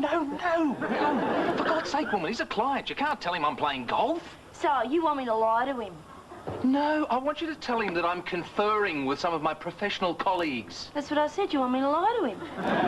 All right, have it your way. Just say what I told you to say. Now, if Dr. Blake calls, what do you tell him? I'll tell him you're conferring with some of your professional colleagues. No, if Dr. Blake calls, tell him I'm playing golf. But hang on, but isn't he a client too? Yeah, but he's a doctor. Well, what's the difference? Well, every time I call him, he's out sailing, so in his case, serves him right. Oh, Dad, you're ready for your big golf day? Yep, just about to leave. And isn't Betty going too? No, Betty's not going to. Oh, well, that's not terribly fair. That's because he's a head meringue. That's charang, Betty. And the big bullseye. Bazoo. Bazoo, bazoo, I'm the big bazoo. Of course you are, Dad. Well, it's a good thing he's having a day off. Oh, come on now, Betty. You know it's really important that somebody stays here and looks after the business. No, I know, but... And who better qualified than you? I mean, you know all the ins and outs of the business, don't you? Really? Really? Yeah, well, when you put it like that... Oh, I do. I think it's vital that you stay here and keep the cogs of industry oiled and the wheels of technology humming. Yeah, I suppose so. Well, I better get back to my desk and make sure everything keeps humming and cogging. Let him cross the whole time, honest. Oh, what is this stuff anyhow? Simon, if you don't want to eat it, then just don't eat it, but just don't make a fuss over it. Oh, it's dreadful. How can you take good ingredients and turn it into this? Not just eating it. So what? Nudge would eat burnt sawdust if you put enough tomato sauce on it. Oh, is that what this is? Oh, I thought it reminded me of something. Jenny, can I have some of yours? No way, Simon. This is from my own personal stash of baked beans. Your own personal stash? Yeah, I got them in a sample bag at the show last season, and I've been saving them in case. Oh, in case of what? In case Debbie ever cooked dinner. Listen, there's nothing wrong with my cooking. Maybe not, but there's something wrong with the things you cook. I mean, what is it? It's my own creation. It's a sort of meatless spaghetti bolognese. You can't have spaghetti bolognese without meat. It has meat in it by definition. Not if it's a vegetarian bolognese. I just use something else instead of meat. What? Zucchinis. What? I hate zucchinis. They have no taste. Yes, I do. They taste like chocos. They only taste like chocos because chocos don't have any taste either. Oh, well, if you're going to be picky about it. Oh, hello there, my happy little family. Daddy's home. Hi, Dad. You want some dinner? I cooked it. Oh, no thanks, Deb. I ate at the golf club. Thank God I did. Well, isn't anyone going to ask me how my golf day went? Oh, yeah. How did your golf day go, Dad? Ta-da! I won! You won? You won the whole day? Well, no, not that. Well, what did you win? The raffle! The raffle? The raffle! Wow. Terrific. That's all I get. Wow, terrific. Would anyone care to guess what the raffle prize was? Oh, no, a bottle of champagne? Basket of car care products. A week in Fiji. What? Fiji? Dad, I've never been to Fiji. Do I detect a sudden heightening of interest among you? Dad, that is fantastic. A week in Fiji? I mean, that's fabulous. Yeah, flying first class. Fantastic. All expenses paid. Oh, that's tops, Dad. Yeah, staying at the Reef Resort with tennis, horse riding, all water sports and golf, of course. Oh, that's great. What a golfer. What a father. What a raffle winner. And we can all go, can we, Dad? Well, not exactly. What do you mean, not exactly? Well, the trip is for 2 people only. Just a moment. There will be no bagsing. I will decide who gets to go with me. And it'll be me, right, Daddy dear? Ow! What'd you do that for, you little fiend? I just wanted Dad to remember what you really look like. Oh, Dad, you wouldn't want to take her. She's a pincher. And you wouldn't want to take her. She's a phony. Well, I guess that just leaves me. Em, no way! Oh, Dad, please, take me to Fiji. Oh, no, come on, stop it. Just everybody calm down, all right? I will decide who gets to go with me. How? I will consider during the week who deserves most to go. You mean we're going to crawl to you for the next 7 days? You could put it like that, yeah. This is going to be a wonderful week, Gerald. Oh, it's really exciting, isn't it, Mr. Kelly? Yes, it is, Betty, and you've been saying that all day. Yeah, because that's why I'm really excited for you. It's just as well, isn't it, that I didn't come to the golf day with you after all? I'm sorry. Could you run that past me again? Well, now I've had the experience, haven't I? Experience? What experience are you talking about? Well, running the office all by myself. You know, keeping the wheels oiled and the cogs humming. Do you really think that I would... And you can go off on your holiday to Fiji, and I'll look after the business while you're gone. Do you think I'm out of my mind? Oh, you said I was the only one you could trust, that I know all the ins and outs of everything that goes in and out. All right. Right, I can see what you're up to. Big yours? You're trying to frighten me into taking you with me, aren't you? Well, I've seen through your little scheme, Elizabeth, Mary, Margaret, St. Francis of Assisi, Teresa Wilson. And it's not going to work. Oh. Well, what are you going to do about the business? Oh, I'll just close the office for the week that I'm away. But that'll cost you money. You might lose a lot of business. I'll lose a hell of a lot more if I leave you in charge. Well, maybe so, but this way you'll have to pay me all week for doing nothing. Some things never change, do they, Betty?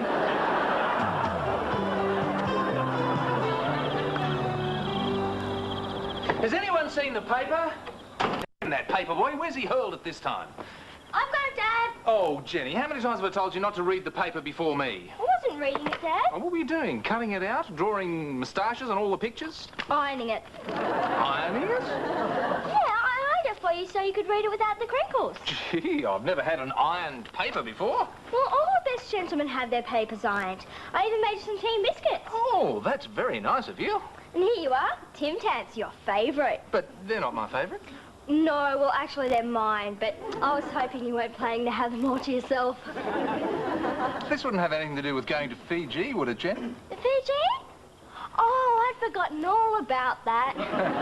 Yes, I'm sure. And anyway, I know you take Simon or Debbie with you. Is that right? What makes you think that? Well, it stands to reason, doesn't it? Older kids have all the fun. Parents never do anything for their younger kids. Oh, Jenny, you know that's not true. You mean it works? I can come with you? I mean, I haven't decided yet, but your chance is just as good as anyone's. Well, just remember, Dad, going to Fiji would be very educational for me. You know, we're studying the islands in geography. Oh, the Pacific Islands. Not quite, the Greek islands. But then, you know, I'd have something to compare them to. Do you know, you're getting more like your sister every day. Taller? Sneakier.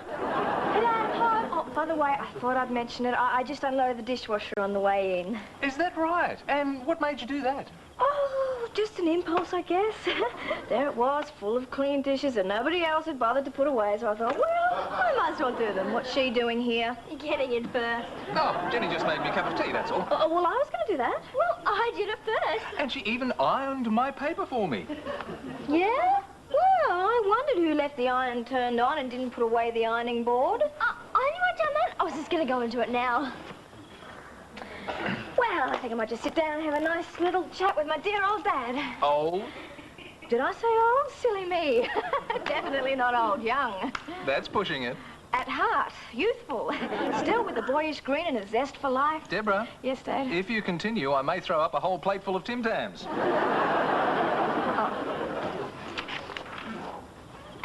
Dad, about Fiji.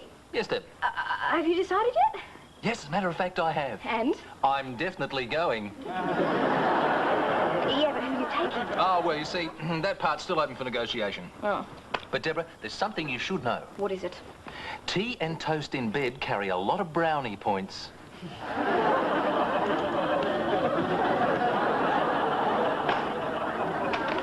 Oh, Simon, what are you doing? Ah, there you are, Dad. Nothing really. Fine, then. Actually, I was just putting the old dishwasher on for a wash. Well, there's no point in running it now. It's empty. Not anymore. I loaded it up. What with? With dishes. Simon, all the dishes are clean. Deborah put them away half an hour ago. Oh. Oh, you haven't loaded it up with clean dishes and you're washing it again. Well, Dad, these days you can't be too careful with germs. Germs are pretty sneaky. Sometimes one wash just isn't enough. I don't believe this.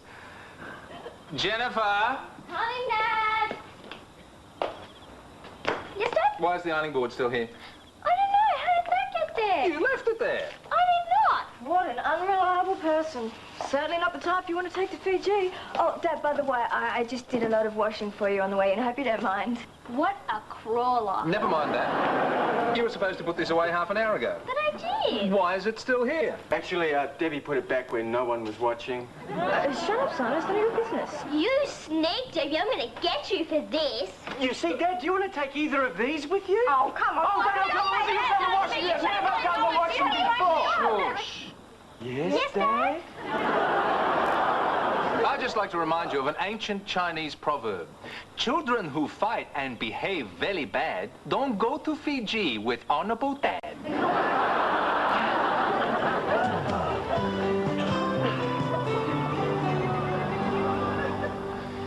Oh, thanks, Nudge. It's very kind of you to help me. Oh, that's all right, Mr. Kelly. Anyway, I haven't got anything to do until Simon gets home from uni. You wouldn't be trying to get on my good side, would you? Your good side? Yeah, you know. Bula, welcome to Fiji. Oh, no. Look, I know there's no reason you'd take me. Besides, it'd mean more to Simon. What would? Well, I reckon it'd be really good if you took Simon, because it's really good when fathers and sons do things together. Yeah, I suppose. Because father and sons are sort of special to each other. That's true.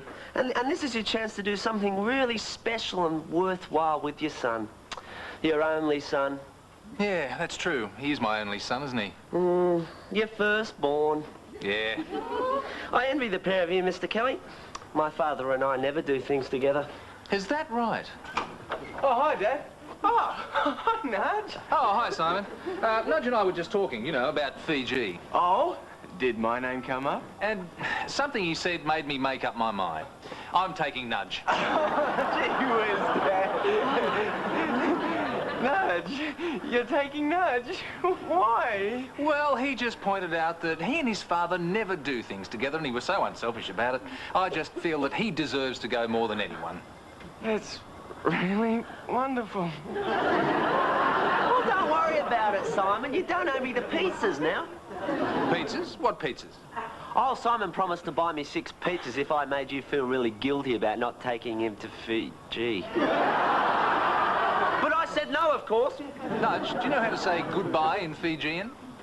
Go home, Nudge. Got it in one.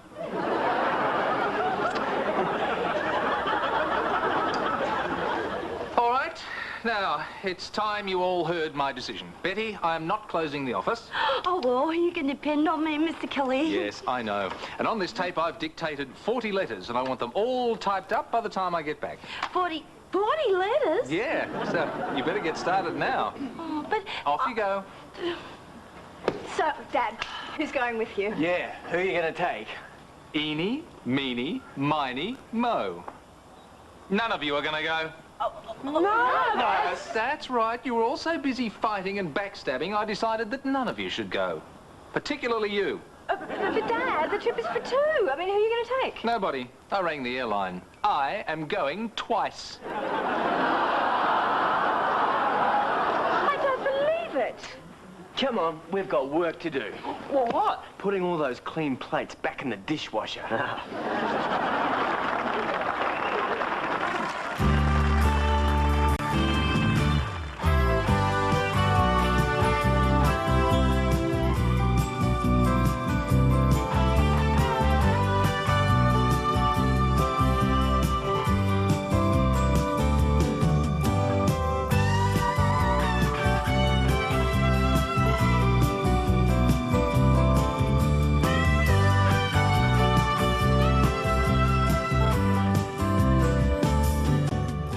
Is a Gary Riley production for the Australian Television Network.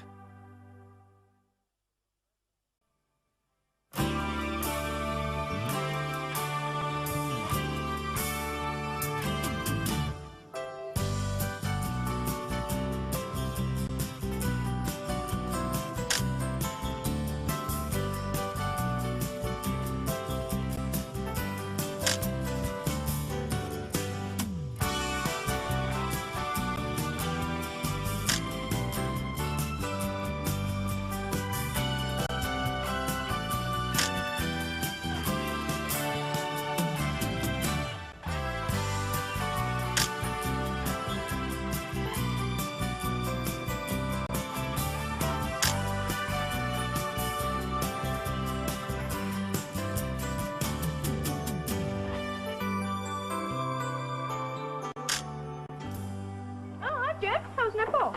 Terrific. We got 15 goals. 15, that's great. Yeah, Jen even scored a goal herself. Well, I thought you played centre. I did.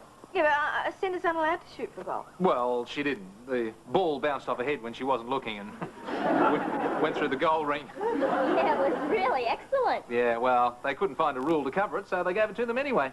Just as well, too. It was a really close game. Yeah? What was the score? I told you. We got 15. Yeah, but what did the other team get? 63. That's not exactly close, Jen. Yeah, but we held them to 0-0 for a while. Yeah, how long? Right up until the first whistle. You want a drink, Dad? Yes, help yourself. Deborah, I've told you before not to eat in here. Oh, it's all right, Dad. I'm eating out of the bowl. You're not. You weren't before. Well, that's because you distracted me. Well, don't spill anything. No, I won't. Dad, does Jenny's netball team ever win? Look, the only chance they've got of making the semi-finals is if it rained every Saturday for the entire season and then they tossed a coin to see who'd won. Are they really that bad? Look up bad in the dictionary. There's a picture of Jenny's team there. No, it's odd, isn't it? I mean, Jenny's usually really good with sports. Yeah, well, you're not leaning. What about? Yes, it's just they've got no commitment. You know, their coach doesn't seem to teach them anything. She doesn't care if they win or lose. Our coach says it's not if you win or lose it matters. It's how you play the game. That's very true, Jen. But do they have to play it so dreadfully?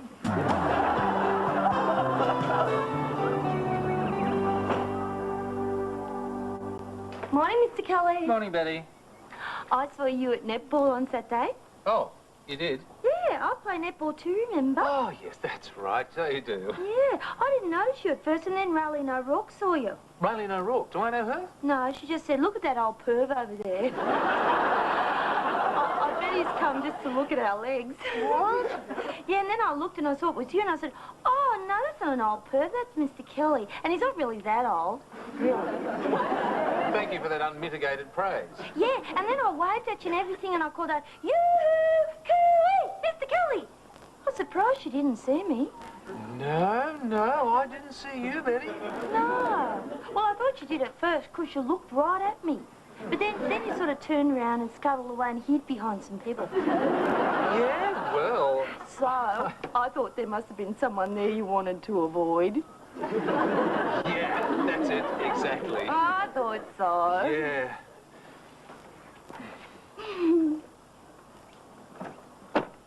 Who was it? Eh? What, who was it? Who was it you didn't want to talk to? Raylene O'Rourke. Raylene O'Rourke? I thought you didn't know her. Well, I don't, and that's why I didn't want to talk to her, because when you don't know someone, you don't want to talk to them, do you?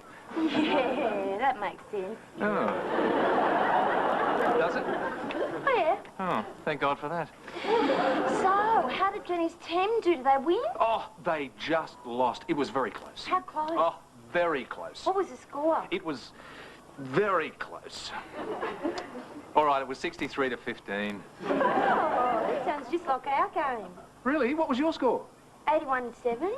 You lost 81 to 7? No, we won 81-7. I scored 43 goals. What? Yeah, oh, we could have done better. We got a bit overconfident in the last quarter. That's when they scored their 7 goals. You got overconfident? What did you do? Well, the rest of my team went home early. Okay, Sandra, if that's the way. Yes, you did say that you think I'm unfeeling and arrogant. Yes, I do believe the words insufferable and conceited to the point of obsession were used. But is there any good reason why you don't want to go out with me anymore? Oh, well, yeah, fine. Well, yeah, let's call it quits. Well, yeah, okay. Fine by me. Right. Well, I'll never understand them. Oh, what happened? Well, you heard I had a dumper. Simon, from where I was sitting, it sounds like she was the dumper and you were the dumpy. No, what's going on? Someone being dumped? Sandra Livingston and I have broken up, that's all. She dumped you. Like a row of trash cans. Look, it may have sounded like that. I just let her say those things so she wouldn't feel too bad about it all. About what all? About the fact that I'm withdrawing gracefully from our relationship. I let her believe that it was her idea, that's all. Oh, come on, Simon. You go crazy if you saw her out with someone else. Debbie, you're such a child sometimes. You mean you really wouldn't mind? Not a bit. Not a jot. Not one iota. Oh, great. Well, I'm going to ask her out. You do it, you're dead. Not a bit, not a job, not one iota. Yeah, I mean, if he's not taking her out, I reckon I owed her. I'm doing the spinach. I don't care if he takes her out, but he will. He's the one that will suffer. For Sandra Livingston, I'm willing to suffer. Nudge, do you really want my cast-offs? Is that what you really want? Simon, when your cast-offs have got legs like hers, yeah. Oh, they go all the way up I'm sure they do, Nudge. She wouldn't go out with you anyway. She wouldn't. Of course she would. Oh, of course she would. Of course she would. She would. She knows Nudge is my best friend, even though he tries to occasionally stab me in the back. Give me one good reason why she'd go out with him. Yeah. Because she knows Nudge is your best friend. Yeah? So, why would that make her go out with him? Yeah. To get up your nose, stupid. She knows it'd drive you crazy. Yeah. Oh, shut up. Debbie, there's something you don't realise, of course. Yes, what's that? Nudge here is totally incapable of asking a girl out without my help. Oh, that's not true, Simon. I've asked lots of girls out without your help. Do any of them go out with you? Well, no. But that's only because I always seem to ask them on hair washing night. You know, some of those girls were washing their hair every night for a month. See what I mean? But I'll show you, Simon. I don't need your help to ask Sandra out. Is that right? Yeah. Yeah, well, tell me what you're going to say to her. I'll just say, Yeah? I'll just ring up and say, "Hi, Sandra, it's Nudge." So far, so good. I'll just say, "Sandra, do you know it'd really get up Simon's nose if you went out with me?" Yeah, that'll do it, all right. Yes, it is. Yes, it is. Betty, Yes, Mr. Kelly. Yes, it is. stop it, stop it, stop it! Thank you. Oh, you crouched over there mumbling, yes it is, yes it is. It's driving me crazy. Is it? Yes it is, yes it is. Oh, God, it's catching. Well, I was just checking to see that the green light thing is working on the copier. Be that as it may, there's no need for you to keep saying, yes it is, all the time. Oh, is that Jenny home from school? Yes, it is. Why is she home? Has she forgotten netball? Jenny, Yes, Dad. have you forgotten netball training? No, it's off. What? No training this week? No training here, but we haven't got a coach anymore. What? Oh, tell me what happened. Well, you know our coach, Angela Lewis. What, you mean the big red-headed girl? What about it? Yeah, well, she can't coach us anymore, and all the older girls are already coaching junior teams. So now we won't have a coach, and we'll probably lose all the time. Well, you lose all the time anyway. Yeah, I know, but we've only been in a temporary slump. Sort of like the Sydney Swans. It's been going on that long. Well, why can't this Angela teach you anymore? Oh, I heard all about that on Saturday, Mr. Kelly, but I didn't know she was Ginny's coach. Yeah, the girls from all the clubs gave her a send-off. She got married and moved to Queensland. Oh, she did that in a hurry, didn't she? Well, I don't know how quickly she moved to Queensland, but she definitely got married in a hurry. Hey? Well, she's not normally such a big red-headed girl. Oh, I see. Oh, I'm sorry about losing your coach, Jenny. I wish there was something I could do to help.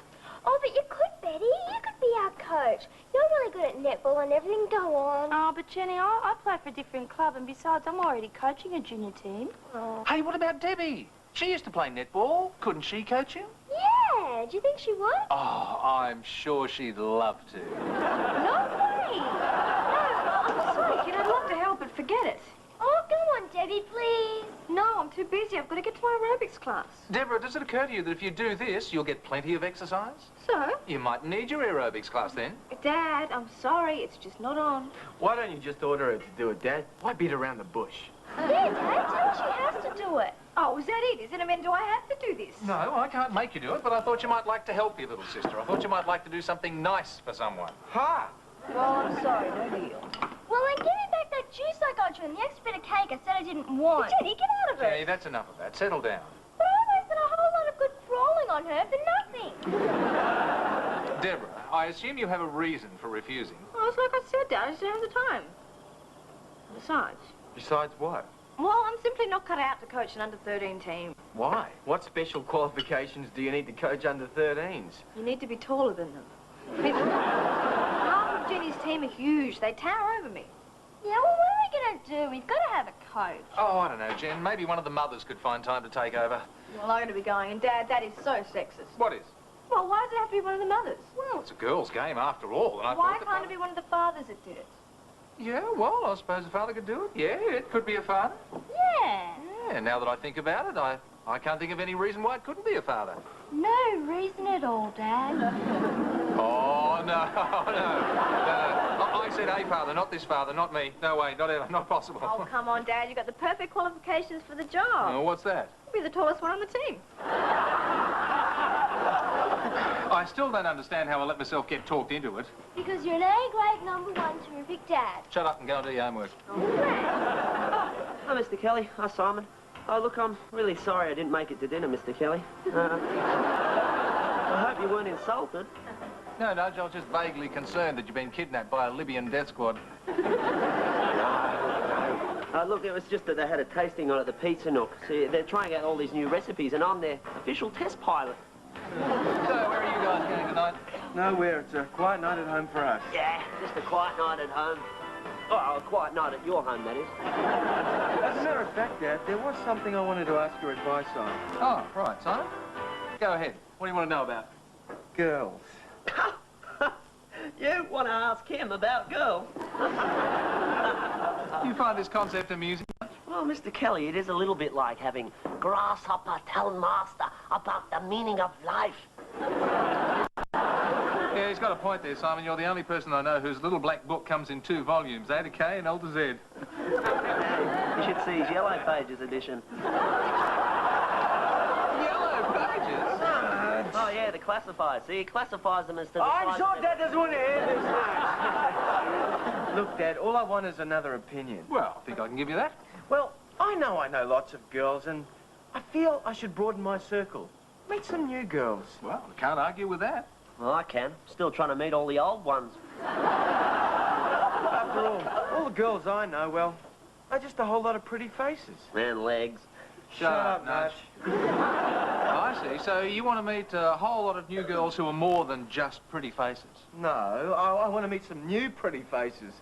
And legs. Shut up, Nudge. Well, Simon, what can I say? Just agree with me, Dad. In the long run, we'll be better off that way. Listen, Simon, do you really have a Yellow Pages edition? Yes, Dad. Why? Just make sure you don't let your fingers do the walking. Oh, get the rebound, get the rebound. What are you doing, Mr. Kelly? Wait, oh, nothing. I was just nothing. The Health and Fun Bumper Book of Ladies Netball. Well, it's the only book the library had. Oh, really, Mr. Kelly? I mean, the game has progressed a little since then. Well, Betty, seeing as how you know so much about it, can you give me a few coaching hints? Come on, Betty, I'm desperate. Oh, I don't think it'd be ethical, Mr. Kelly. Why not? Well, because the team I coach is playing the team you coach in 2 weeks' time. Why wasn't I told? I should have been told that before I agreed to coach Jenny's team. It's not fair. I should have been told. I suppose I could give you a few hints. Oh, yes, please, Betty. Just enough to get me pointed in the right direction. Okay. Well, we'll start with the Marlene Mulligan defence. Marlene Mulligan. Yeah, she was a goalkeeper for the Walgett Whirlwind. She was famous. Great. I like famous. Famous sounds good. Okay, now, show me this defence. Now, you go to throw the ball through the hoop, okay? Well, get out of the way. I'm defending. You've got to get the ball past me. Oh, right. Is this what Marlene Mulligan used to do? No, she used to do this. Ow! Oh! Betty, oh! That's against the rules.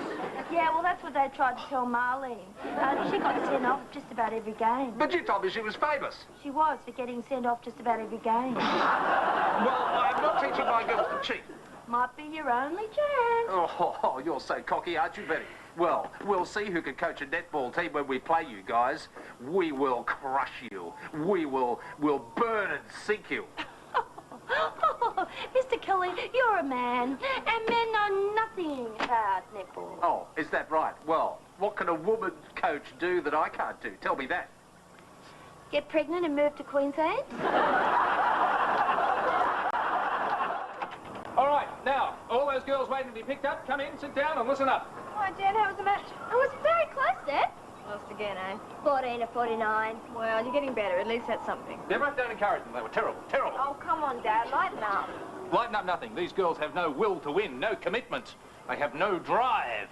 Sorry, Dad. Oh, and Jennifer, what did you think you were doing? Every time somebody threw the ball to you, you screamed and ran away. Well, the first time I tried to catch it, I broke a nail. Look. You broke a nail, so what? Well, it hurt.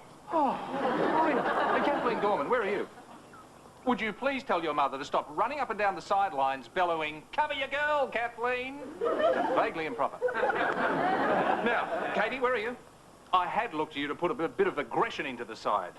God knows you're usually aggressive enough. She said she's only good at shin kicking, Dad, and she thought that was against the rules. Well, it is, but you can be a little aggressive, you know, sort of rough them up a little. And when the ref isn't looking... Oh, come on, Dad, I never believe this. Can you hear what you're saying? Deborah, somehow I've got to instill the killer instinct into these girls by next Saturday. Dad, they're little girls. Girls don't need a killer instinct until they're married. Don't listen to her, listen to me. I'm your coach, and I'm telling you, the key to winning is fitness and controlled aggression. Why don't you get them to headbutt the goalpost for a warm-up? Deborah, do you mind? This is a team talk. These girls need motivation. Well, excuse me, you're on Barassi. Right, now, team, let me hear it. What do we want? Lunch? No, we want to win. That's all we want. That's everything we want. We want it so bad that we can taste it. Now, win, win, win. What do we want? To win, Dad. Your enthusiasm is absolutely underwhelming. All right, normal practice at the court on Wednesday and fitness training here on Friday. Don't forget. Dad, have you got a moment? Yes, what is it, Simon? Dad, do you realise Jenny's netball team is across the road jogging round and round the park? What? What's that you say? Yeah, they're jogging around the park. They've been around 5 times since I've been watching. Oh, I'll give them jogging. I told them to sprint. All right, you lot, pick up the pace. You're running like a bunch of girls. They are a bunch of girls. Dad, don't you think you're becoming perhaps just a little too obsessive about all this? Yeah, they're only playing netball, not fighting Hitman Harvey.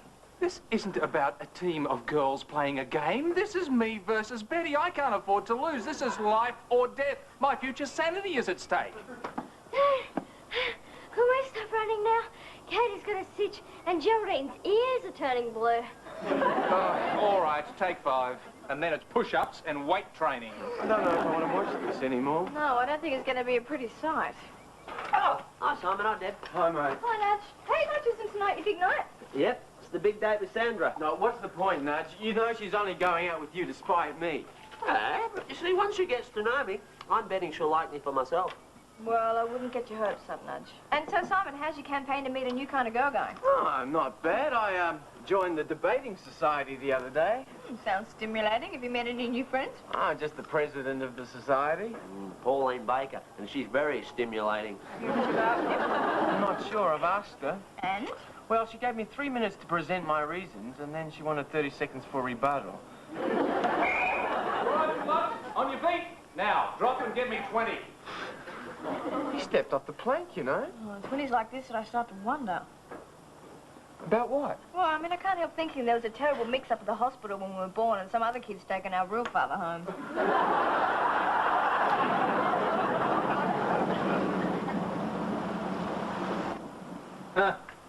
Another Saturday rained out. I suppose we'll have to wait for the second round to see who's super coach. Yes, well, it just gives me a little more time to mould the team into a well-oiled winning machine. Oh, you mean you're still going to coach them? Oh, I certainly am. As a matter of fact, I've called the team meeting for this morning.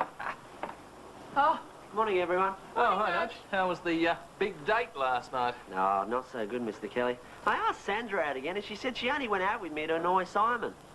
Nudge, you knew that already. No, I know, but I thought once she got to know me, she'd appreciate me for my own unique qualities. What new unique qualities, Nudge? Well, I can belch the alphabet. Belching the alphabet isn't a good basis for a long-term relationship. Oh, maybe not, but it is unique. Yes. I wonder where that team is. I told them to be here at 11:30 on the dot. Hey, Dad, the girls are... Oh, there you are, Jenny. Where's the rest of the team? They're not coming. What? You mean they're all late? No, I mean they've all agreed not to come. You mean they've all resigned from the team? Not exactly, Dad. You see, they asked me to give you this farewell gift and say thanks for having been our coach. You mean I've resigned from the team? Well, look at it as an honourable retirement, Dad. After all, we've had 1 loss and 1 draw with you as our coach. That's our best record to date. You better quit while you're behind, Mr. Kelly. I believe it. I've been given the golden handshake by a bunch of 13-year-olds. But how are you going to manage without a coach? We've taken care of that, Dad. We've got a new coach. Oh. Why on earth would anyone want to coach that team? Okay, girls, I want you to feel that it is an honour to play netball. All over Australia, there are 750,000 girls playing this noble game. Yeah? Oh, what are the names? But before we start on our training techniques and practice schedules, there is one important question. Have any of you got an older sister?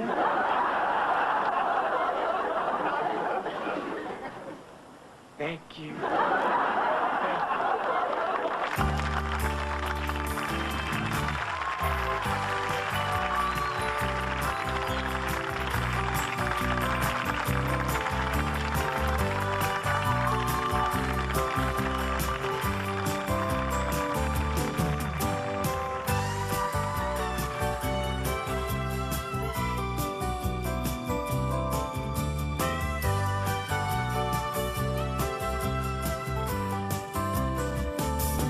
Hey Dad is a Gary Riley production for the Australian Television Network.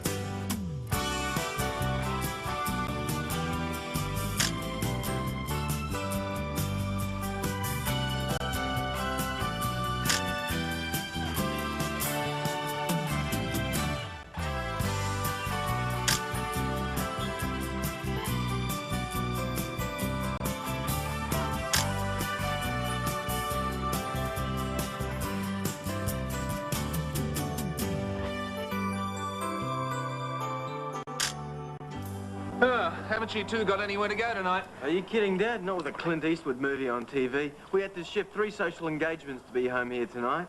Well, he shifted 3. I was going to be here anyway. Is that right? Yeah, I know how you value our quality time together, Mr. Kelly. Oh, Nudge, I'm touched. I must be touched to allow you near my refrigerator. This is my favourite Clint Eastwood movie. I love it when he says, "Go ahead, make my day." No, he doesn't say that in this one. Yes, he does. No, he says, "Are you feeling lucky, punk?" No. In this one, he says, a man's got to know his limitations, Lieutenant. But what does the monkey say? Yeah, I can't remember a monkey being in this one. There's no monkey in this one. Yes, there is, look. Oh, no, it's the one with the monkey in it. I can't watch that. Why not? Well, I get all sad because the monkey died. What happened? Fame. And couldn't cope with the glitter of life in the fast lane. Right, nobody move.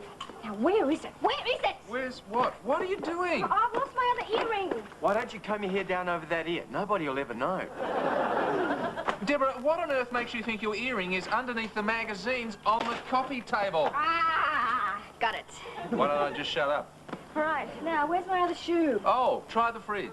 Dad, what on earth makes you think my shoe's going to be in the fridge? Well, it's a dancing pump. Why not try the dishwasher? I don't have time for this. Gavin's going to be here for me any minute. Gavin, not Gavin Corcoran. Yes, Gavin Corcoran. The punce who walks. I have to listen to this. Gavin Corcoran is absolutely gorgeous. The little dimple on his chin. Oh, is that what it is? I thought it was a spare navel. Dad, make him stop. Yeah, stop.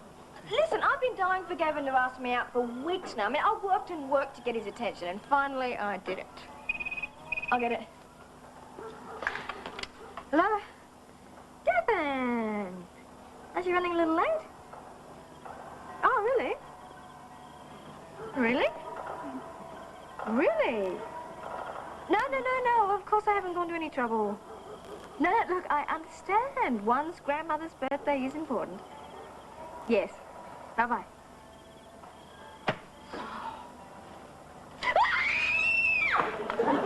He stood me up!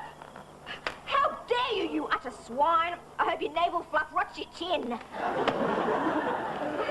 So, what's on TV? Oh, no, Deborah, you're not going to stay and watch television with us while you're in this mood. Dad, I have just been stood up, and you 3 are going to have to pay for it. Us? Well, what did we do? You were born men.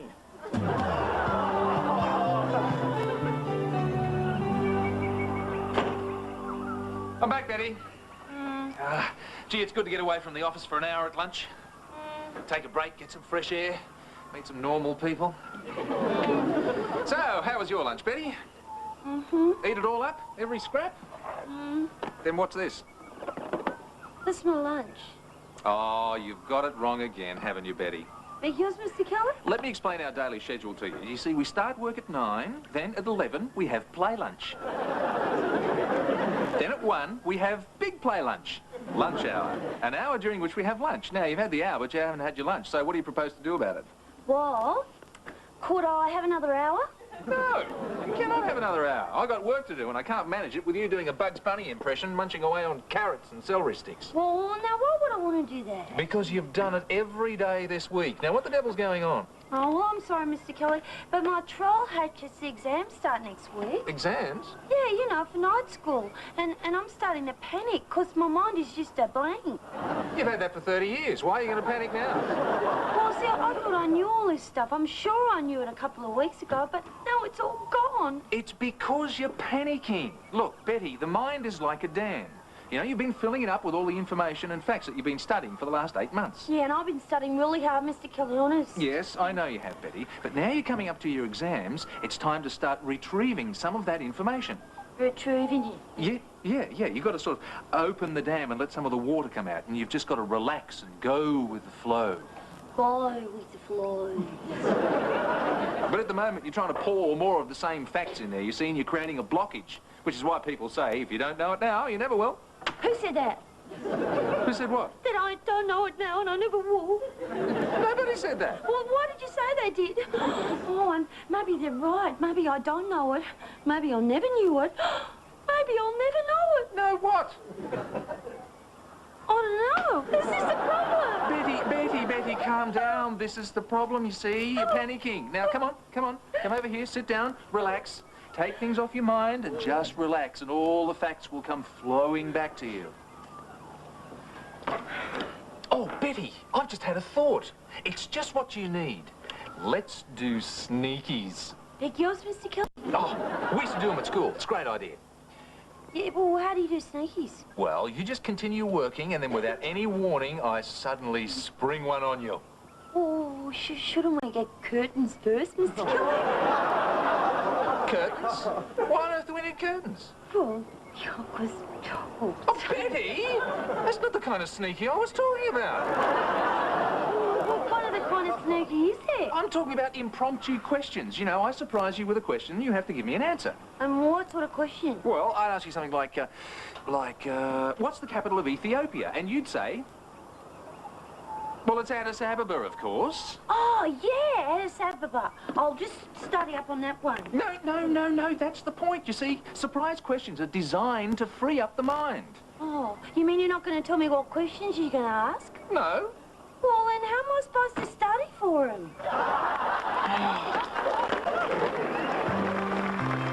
You seen the paper, Deb? No, Dad. Here, Dad. Just arrived. Oh, thanks, Jen. Duncan's running a bit late, is he?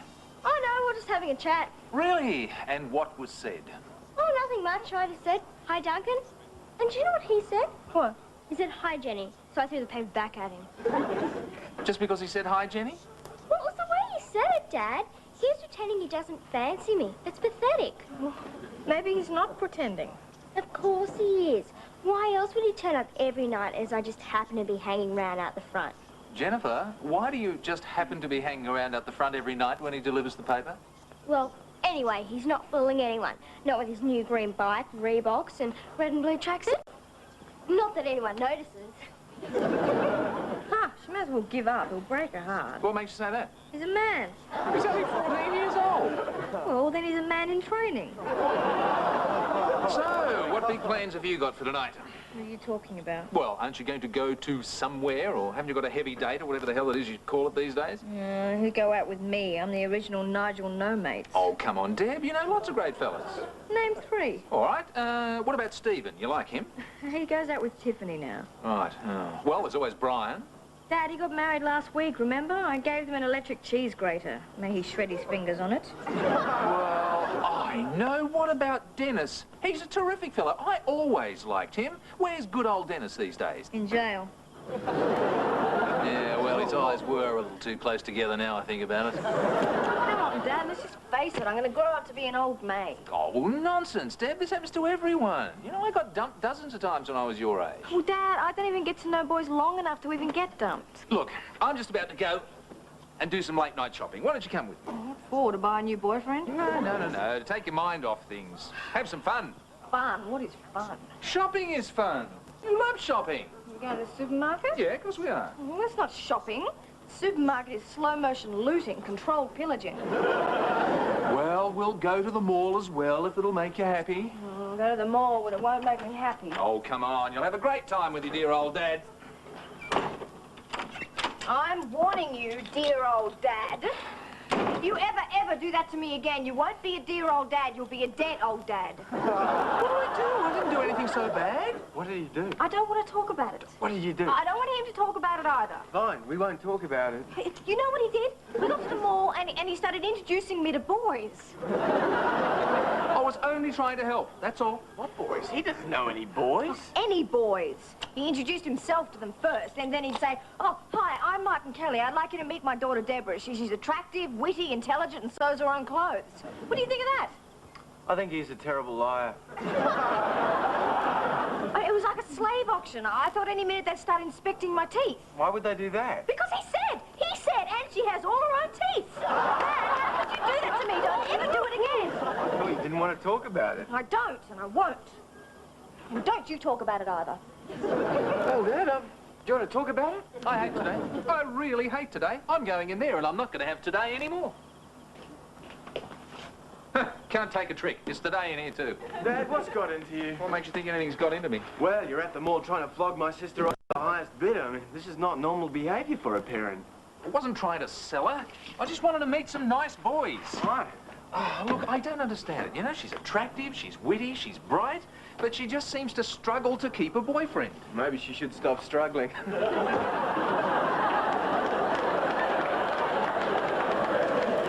Just a little joke there. Well, I didn't appreciate it. Simon, maybe you could talk to her. Maybe you could give her some advice. Me? What do you want me to say? Well, why don't you tell her some things that boys like about girls? No, don't do that. Well, what do you want me to say? I don't know. Tell her something you think I'd like to hear you telling her if I was with you, but I won't be. Dad, that's not making a lot of sense. Well, we've got to do something. Selling her at the mall didn't work. Deb, have you got a moment? But all day, I'm not going anywhere. I'm not doing anything. I'm not going out with anyone. Yeah, look, Dad thought that you and I should have a chat. You mean Ali Baba, the slave merchant? That's his latest gem of wisdom. Did he ask you to raffle me off to your friends? Deb, have you ever considered maybe it's the way you relate to guys that's part of the problem? What problem? The fact that you haven't got a boyfriend. Oh, well, thank you very much for rubbing my nose in it. Don't take it that way. I'm trying to help. I mean, you're not bad looking. Well, for you, anyway. Oh, sir, you would turn a poor girl's head with such sweet words. There, that's what I mean. You've always got a clever comeback. That sort of thing frightens guys off. What sort of thing? What are you talking about? It's just... Look, some guys get really nervous around intelligent girls. They're frightened of them. Well, why would you be frightened of an intelligent girl? I'm not. Oh, no, of course not. I never take intelligent girls out. That's because no intelligent girl would go out with you. See, there you go. You think of a smart put-down line and you can't resist saying it. So? Simon, that's the way I am. You want me to behave like some Dumbo bimbo you take out? Debbie. Oh, please, Simon, you're so big and strong. Debbie, that's not what I mean. And look, your hair is so naturally curly. Deb. Oh, please, please, couldn't I stand around in the freezing mud and rain watching you pound up and down a football field all morning? Is that the way you expect me to behave? Well, you might as well. I mean, you're not doing too great as you are. Well, forget it, Simon. I'm not changing for you or for anyone. Okay. Suit yourself. I will. That's something else about you. You always have to have the last word. Well, that's not true. Oh, there you go now. You always insist on having the last word. I do not. There you go again. Just see if you can resist the urge. Just once. Not always.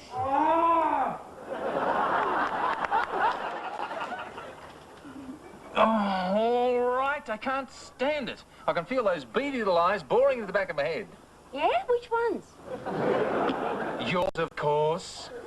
Yes, you've been staring at me for the last 2 hours. Now, what's the matter with you? Well, I'm waiting for you to give me one. Give you what? What? A flicky. You know. Oh, right. I forgotten all about that. Well, are you going to give it to me or not? No, I'm not. You're expecting it now. I have to catch you unawares. Oh, all right. Well, how about 4 o'clock? I'll be free then. You're really not catching on to this concept, are you? Aren't I? No. Now, please, can we do some work? Oh, all right. What's the largest city in America? Addis Ababa. What? What made you say that?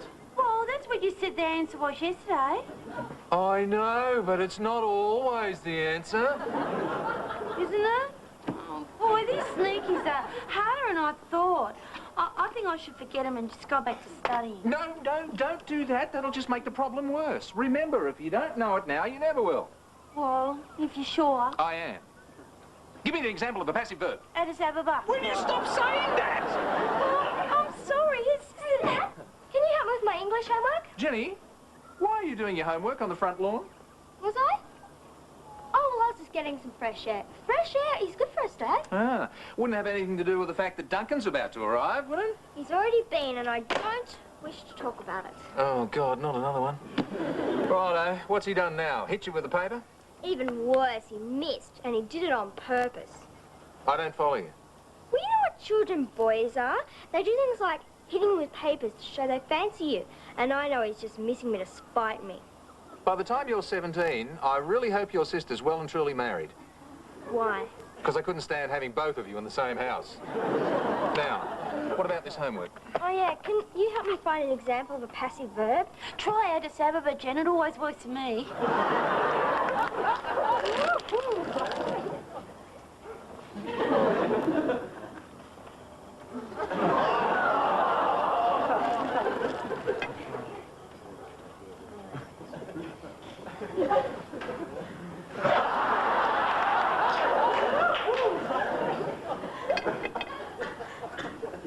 Oh.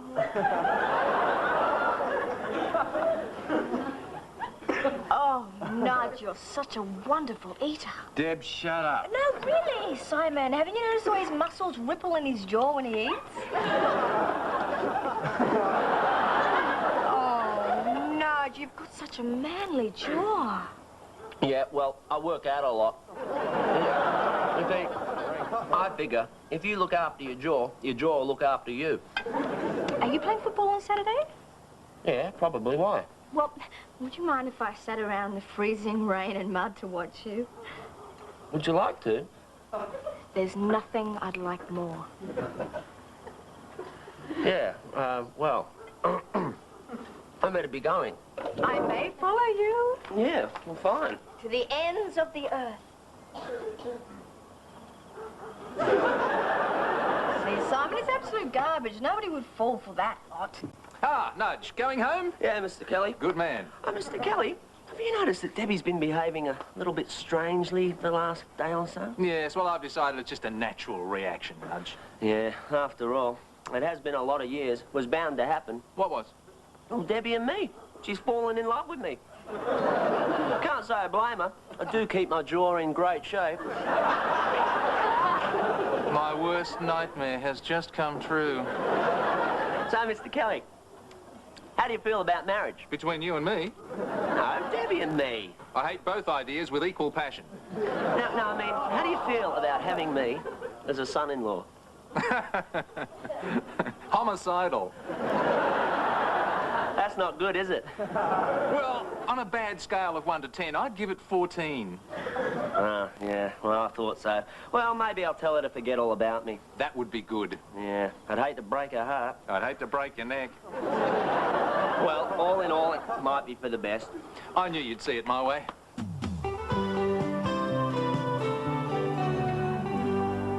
Jenny, do you mind? You just painted my turn now. Oh, sorry, Deb. It's just this is such a great movie. Yeah. No, this room smells like a glue factory. Do you have to do that in here? Yeah. Yeah, of course you do. So, what's on television? I can't see it because the fumes are making my eyes water. It's the Nun story. Audrey Hepburn and Peter Finch. Oh. Yeah, it's a great movie. She's a nun and he's a doctor, and his heart is breaking because she can't be his. Hey, maybe that's what we should do, Jen. What's that? Become nuns and break men's hearts. Yeah, we could wander around looking beautiful and unreachable, and it'd make him really spew. That's a very Christian thought, Jennifer.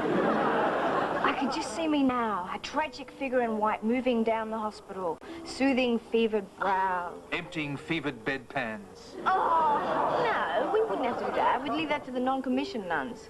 How do you think you'd look in a crew cut?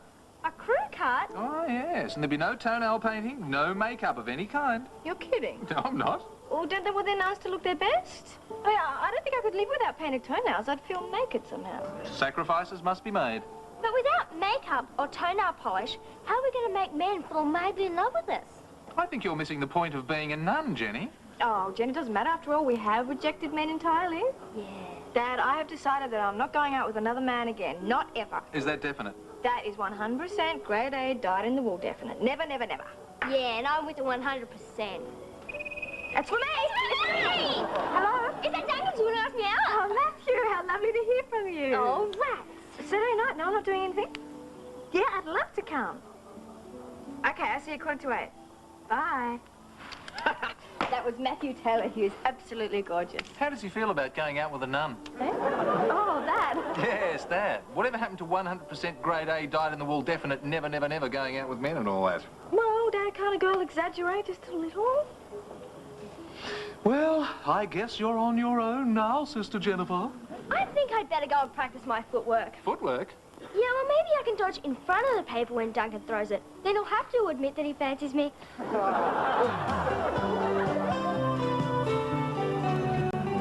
I'm here, Mr. Kelly. Betty, how did your first exam go? Oh, it was just like you said, Mr. Kelly. Oh, right. You relaxed and found that you could just remember everything. No. No, the first question was define a passive verb, and I put Addis Ababa. That wasn't the idea at all. I know, but I had Addis Ababa on my brain. God help the Addis Ababans. Yeah. Well, at least I got over my awful HSC nerves that were keeping me awake at night and making my life a misery. Yeah, well, that's something, I suppose. Yeah, and I have you to thank for that, Mr. Kelly. Oh, I do my best. Yeah, I kept remembering something you told me. What was that? Well, you said if you don't know it now, you'll never know it, remember? Yeah, but... Well, you were right. I never knew it. It's really good, that, isn't it?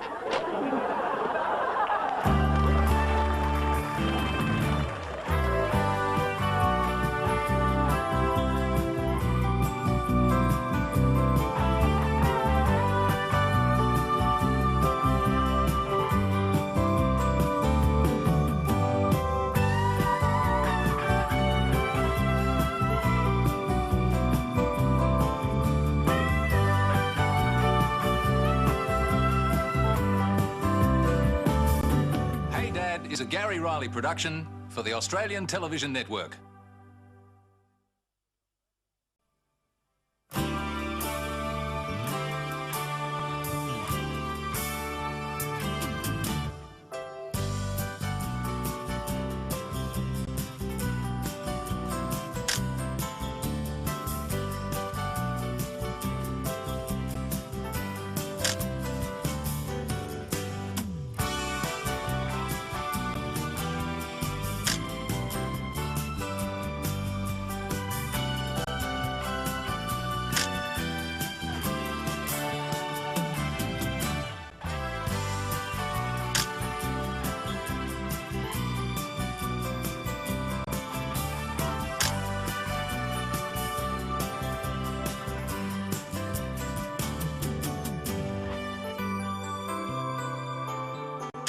Well, that's the last of it. I still don't think it was a good idea, Betty. What makes you say that, Mr. Kelly? Because it was your idea.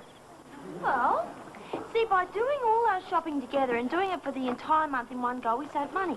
Let me get this straight. We're saving a whole lot of money by spending a whole lot of money. Is that it? Yeah. You're not related to Paul Keating, are you? No, Mr. Kelly, it's easy. Honestly, it's like telling you a child. We have bought everything we need for a month at supermarket prices. That way, we're not dashing to the local store every couple of days and buying things at higher prices. Hey, Dad, did you remember to get me some new exercise books? Eh? Oh, damn. I forgot all about it. Never mind. I'll get some of the newsagents tomorrow. What? You've done all your shopping for the month, remember? What? You mean she's got to wait for a whole month till she gets her exercise books? I can tell you now, Dad, Miss Harrington isn't going to like that. Miss Harrington? Yes, a teacher. She makes the mafia look like Teddy Bear's picnic. Yeah, when she says jump, I say how high. Well, couldn't you write on the backs of your pages? I've already done that. Oh, well, how about the little space at the top of every page? You know, you'd be saving paper. I don't think Miss Harrington wants me to save it all that much. Well, what about liquid paper? You can just white out what you've done. Liquid paper? Where am I going to get that much liquid paper? There's a 4-gallon drum beside Betty's desk. Go and dip your books in it. My God, what's all this? This is a whole month shopping all in one go. We have got everything for the entire month. Oh, did you read in the light bulbs?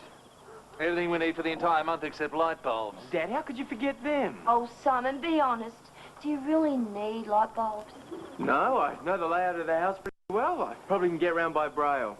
Dad, did you get anything we need? Deborah, I got everything we need. Not one word. Remember my nail polish? Yes? Well?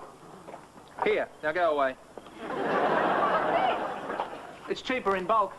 But Dad, this says Dulux Exterior High Gloss. It's also cheaper in paint. You're going to put this on my toenails? Well, it's red, isn't it? Dad, how do you think you're saving money doing this? You tell him. Well, think of all the wear and tear you save on the Volvo. The wear and tear doesn't bother that Volvo. It's the Volvo that feels no pain. Dad, what are these? Ah, well, they were a bargain. They were half price in the potluck barrel. Oh, what are they? I don't know. Well, how do you know they're half price?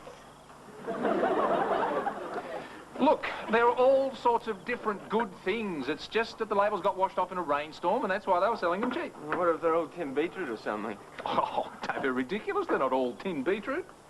If they are all tin beetroot, you are a dead woman. How many of these did you buy, Dad? 141. 141? Oh, don't say it like that. You make it sound like a lot when you say it like that. Anyway, 17 of them are Betty's. Oh, hold your horses. Well, what if I get all the tin beetroot?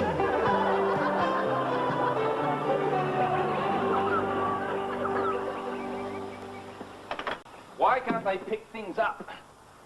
Why do they have to leave clothes where they fall? The devil is she done with them? I'll kill her if she does this again. Oi! Hang on. I just picked all these up. Why? Well, it's a silly convention some people have. We pick up the clothes before we vacuum. Dad, that's just a waste of time. Do as I do. Vacuum them where they like. What? What's this? What do you got there? Oh, it's a diary. Must be Jenny's. How long has Jenny kept the diary? Oh, I don't know. Dad, you mustn't read that. I wasn't going to. That's Jenny's and it's private. They're her personal thoughts. Fine. Oh, and we have no right to pry into them. I agree. What are you doing? I'm putting it back. You're right. We shouldn't read it. Dad, that was just a little token protest thing. Now we got that out of the way, let's read the diary. But it's private. Yeah, well, this is what makes it fun. Oh, come on, Dad, it's only Jenny's. She's only 13. There won't be any capital crimes in there. Oh, it's true. And besides, it'll give you an insight as a parent into the way she's thinking. Now, that is true. Yeah, as long as it's my diary or anything. Oh, do you keep a diary? I might. And I don't want you trying to find it and read it. Why not? Might give me an insight into the way you're thinking. That's what I'm afraid of. You're operating off a peculiar double standard here, Deborah. Well, Dad, Jenny's a kid. Her diary's harmless. My diary could damage reputation. Whose? Mine. Now, come on, let's dish the dirt. Oh, all right. I suppose you're right. Can't do any harm. No. Right, where are we? Monday. Got up, had breakfast, went to school. Stunned. Come on, a bit better. Came home, went to bed. Wow. Tuesday. Oh, there's nothing here. Maybe she didn't get up. Oh, hang on. Ditto marks. Same as yesterday. Oh, here's something different. Dad cranky. Dad cranky again. Oh, I was not. Look, I'm not cranky all the time.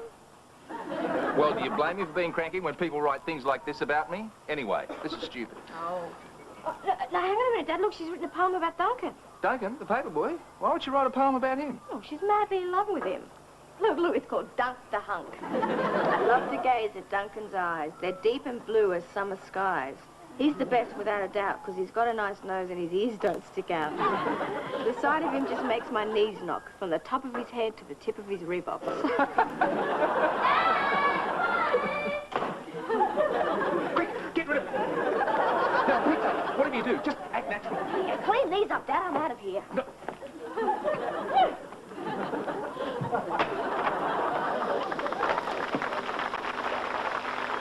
So anyway, I said to him, if you want to do that... What's she up to? That's the third time she's walked in here, looked around and walked out again. I don't know. Maybe she's after something. What? I don't know. Maybe she's planning to steal my sandwich. What makes you think she'd want to steal your sandwich? Well, I always think people want to steal my sandwich. Eating makes me paranoid. That's ridiculous. That's not. It's a natural reaction. That's why a dog puts its foot on a bone when it's trying to eat it. Well, you can hardly do that with your sandwich. Nah, that gets too hard trying to lick the peanut butter out of the sandshoe treads. Debbie, what are you doing? Oh, I'm just looking for Dad, that's all. Is he here? No, he doesn't seem to be. Well, I get nervous when I don't know where he is. Why? Because of where he might be. Where's that? In my room, looking for my diary. That's if I kept one, which I don't. And don't you try and find it or I'll kill you. No, I don't know why people keep diaries. Don't you keep one? Nudge. I don't keep diaries. I'm in diaries. Yeah, whose? Everyone's. Oh, yeah. Yeah, I kept a diary once for 4 years. Yeah, what did you put in it? Nothing. Nothing much happened to me. I must finish it one of these days.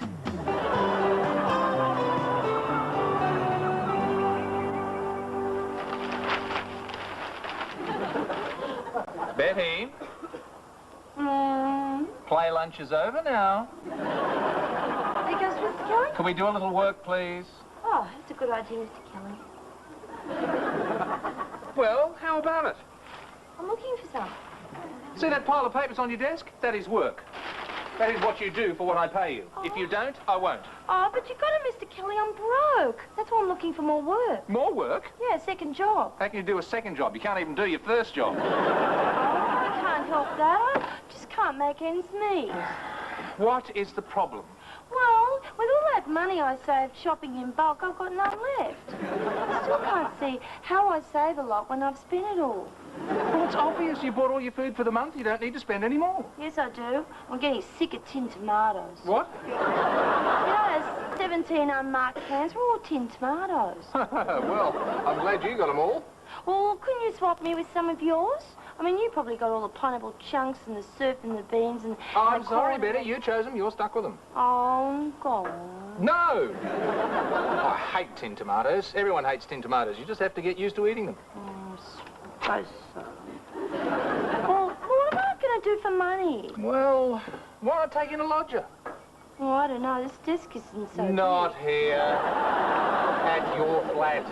Oh, yeah? Could I do that? Yeah, of course you could. You got a spare room, haven't you? Oh, yeah, but I don't want to move in there, and all my things are in the other room. You don't move in there. The lodger moves in there. Yeah, but if I get someone in my spare room, then I won't have a spare room. Well, why do you need a spare room? Well, in case I want to take it, I'll... Never mind. Look, Betty, just write out a card and stick it on the bulletin board at the shopping mall. Yeah? That's a good idea. What'll I say? Well, you know, room to let, how much? Yeah, that's a point. How much should I pay him? No. They pay you. Oh, I get the idea. Good, isn't it? Okay, now let's see. Room to let, not mine, but BYOB. BYOB? Bring your own bed. Now, how much should I charge him? This is a good part. Well, they're sharing the flat. Make it half the rent. Right, half the rent. Perhaps you should write how much that is. Yeah. Yeah. Oh, and don't forget to put no dogs. Mr. Kelly will be way up on the notice board. The dogs will never see you.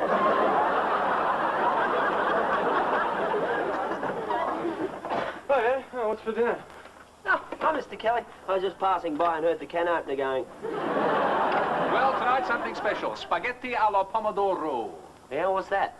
Spaghetti with tomatoes. Yeah, and what else? What do you mean, what else? Well, what else with the tomatoes? More tomatoes. Wasn't there anything else?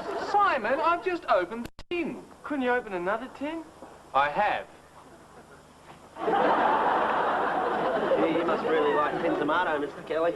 I hate tin tomatoes, Nudge. Yeah, so do I. It's the one thing I've never been able to eat. I don't believe it. I've got 141 cans of the only thing in the world that he won't eat. Why don't you get beetroot? I love tin beetroot. Yeah, that'd be right. Listen, where's Jenny? Dinner's almost ready. Oh, she's outside pretending she's not noticing Duncan as he rides by. Ah, Duncan. The sight of him makes her knees knock from the top of his head to the tip of his Reeboks. Where did you hear that? Nowhere. You read it in my diary, didn't you? No. It was on television. Which program? Darren Hinch. You read my diary and then you rang Darren Hinch and told him all about it? Shame. Jenny, I know this looks really bad. Dad, betraying the trust of an innocent 13-year-old isn't just bad. It's mega gross. Look, Jenny, there is an excellent explanation for this. Yeah. What is it? Oh, shut up. I'm trying to think. Now, Dad, I know you wouldn't do anything so shameful and sneaky and underhanded as just looking at a person's private diary. No, of course I wouldn't. So I know there must be a perfectly logical explanation for all of this. Of course there is. I said there is, and there is. And I'd like to hear it. What? Now?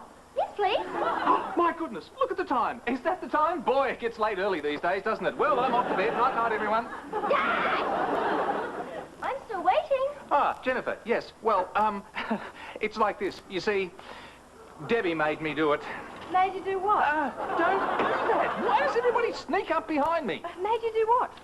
You made me read Jenny's diary. Yes, you may as well know. Oh, sorry, I tried to cover up for her, but it's no good. She is to blame and only she. It is her fault entirely. Mine? I seem to remember I was the one who said, hey, this is Jenny's private thoughts. Do you remember me saying that? Well, yes, And but... do you remember me saying we have no right to pry? Oh, yeah, but you said there was a bit of token protesting. You know, after that, then she... twisted your arm behind your back and forced you to read the diary. Oh, do you believe this?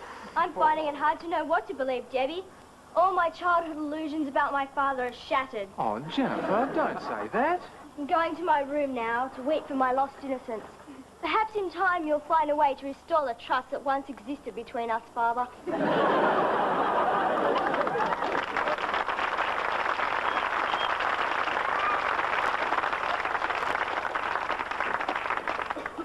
Gee, I hate it when she has a psychological advantage over me. What am I going to do now? Well, whatever you do, you better not try to find my diary. You can't afford to alienate two daughters at once. Oh, so you do keep a diary?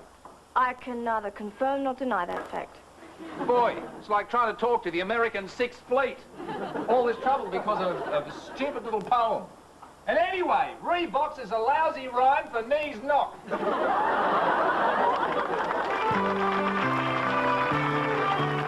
Morning, Mr. Kelly. I'm sorry I'm a teeny weeny bit late. Oh, that's all right, Betty. But, only I had to stay and help my new lodger settle in. Your new lodger? Gee, that was quick, wasn't it? Yeah, he saw the notice on the bulletin board yesterday afternoon, came over straight away the first thing this morning. And he paid me 2 weeks' rent in advance. Really? That's terrific. Yeah, I left him at the flat. He's a shift worker. He sleeps during the day and he shifts during the night. Listen, Betty, do you think it's a good idea leaving a total stranger in your flat? I mean, you know nothing about him. Oh, I'm sure he's quite trustworthy, Mr. Kelly. Oh, I don't know. Maybe you're rushing it. Listen, did he have any references or anything like that? Oh, yeah, loads of them. Oh, well, that's all right then. What do they say? I don't know. Well, surely you can remember. You only read them this morning. No, I didn't. You didn't read them? Whoa, what's the point? I mean, you know, if he's going to give me references, they're hardly going to say, to whom it may concern. This is to inform you that Leonard Hopkins is a homicidal maniac who bites the heads off chooks, eh? Why do I bother? I mean, they're only going to say how terrific he is and everything, so why bother to read them? Yes, well, it's your flat, I suppose. Yeah, and my $120. We're off, Dad. See you later. Oh, Simon, just a minute before you go. Yes, Dad. Did you want me? Yes, Simon, yes, I did. Matter of fact, there's a small favour I wanted to ask. It's hardly anything at all. Nothing much, really. Why is he here? Well, because he's my oldest and best friend. I mean, who would I have for companionship if it weren't for Nudge? What if I buy you a puppy? Dad, what do you want? How about a pony? A pony would be a good companion, and it'd eat less than him. Mr. Kelly, Simon and I are true friends, and true friendship cannot be bought or swayed by presents. What colour pony? Oh, come on, mate. Only joking. Dad, what do you want? We're running late. Oh, yeah, look, can you talk to Jenny for me? She listens to you. Tell her I didn't mean any harm. Why don't you tell her yourself, Mr. Kelly? Because she's so hard to deal with when she has the moral high ground. Well, look, Dad, you brought it on yourself. I mean, the only possible excuse for looking in someone's diary is if you find something bad in there. How do you mean? Well, if you find that she's done something rotten, you can excuse your snooping on the grounds that you had the right to know. But as it stands, you're blowing it. You read her diary and she caught you. All right, all right. Who said diary? Deborah, have you only just got out of bed? Dad, I haven't slept all night. I kept thinking someone was sneaking into my room and looking in the top drawer of my wardrobe. Oh, is that where you keep your diary? Diary? What diary? I don't have a diary. And even if I did have a diary, I wouldn't keep it there anymore. So just keep out of it, okay? What makes you think I'd read a diary? I wouldn't do a thing like that. Well, not twice. Yeah, I wouldn't want to look in Debbie's diary either. See, Dad, Nudge respects other people's privacy. Oh, no, it's not that. It's just that I've always thought if Debbie kept a diary, she'd write in it what a terrific bloke I was and how good-looking and sophisticated I was. Really? Yeah, but there's just a slim chance she mightn't say those things, and I couldn't face the disappointment. Promise me you'll give the pony idea some thought. Jenny, you here? Jenny? Right.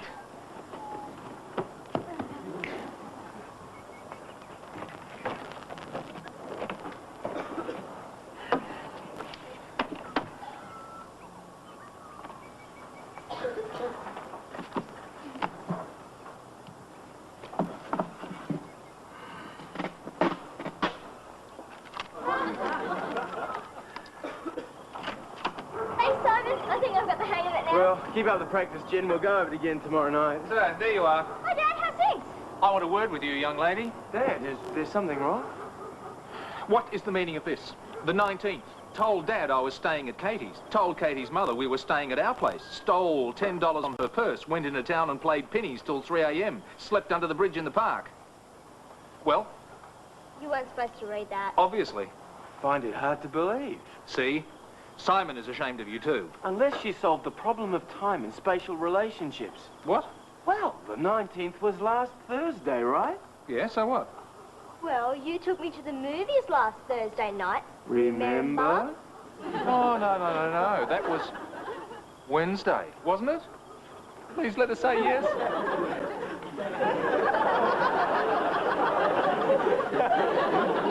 I've been framed By an expert. Well, I'm going to my room now, and I'll let you know when I've thought of a suitable punishment for you, Jennifer. I didn't do anything. Jennifer, your diary is a sacred thing. It contains your most private and intimate thoughts. So? So, you lied to it. Bad luck, kid. Oh, I don't mind. At least I'll have the moral high ground for a week or two. Aha! There you are, Simon. Well, I fooled you this time. You're never going to read my diary. I don't want to read your diary. That's too late. I've burnt it. If I were you, I wouldn't tell Dad. The way he's behaving, he's likely to ground you for it. Diaries can cause a lot of trouble, can't they, Deb? Yeah, you're right there, Jen. Was yours really that bad? Well, not really. That's why I burnt it. Eh? Well, I didn't want anyone to see what an incredibly dull life I lead.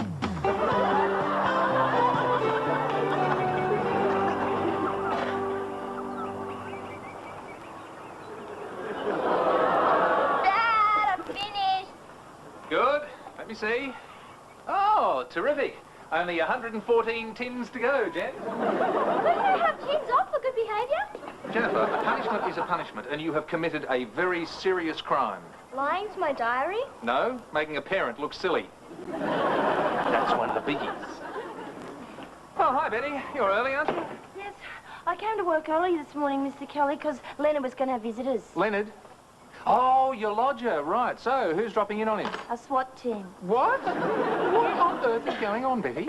Well, I found out that he wasn't really a shift worker. He was a burglar. He didn't shift by night at all. He burgled. Well, what gave him away? Well, he had a video recorded in his bedroom. So? And 9 more in his wardrobe. So I rang the police and they told me to leave the flat while they came and arrested him.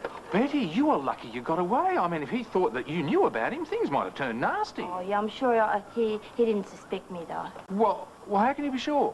Of course, before I left, I hid him for another 2 weeks' rent in advance.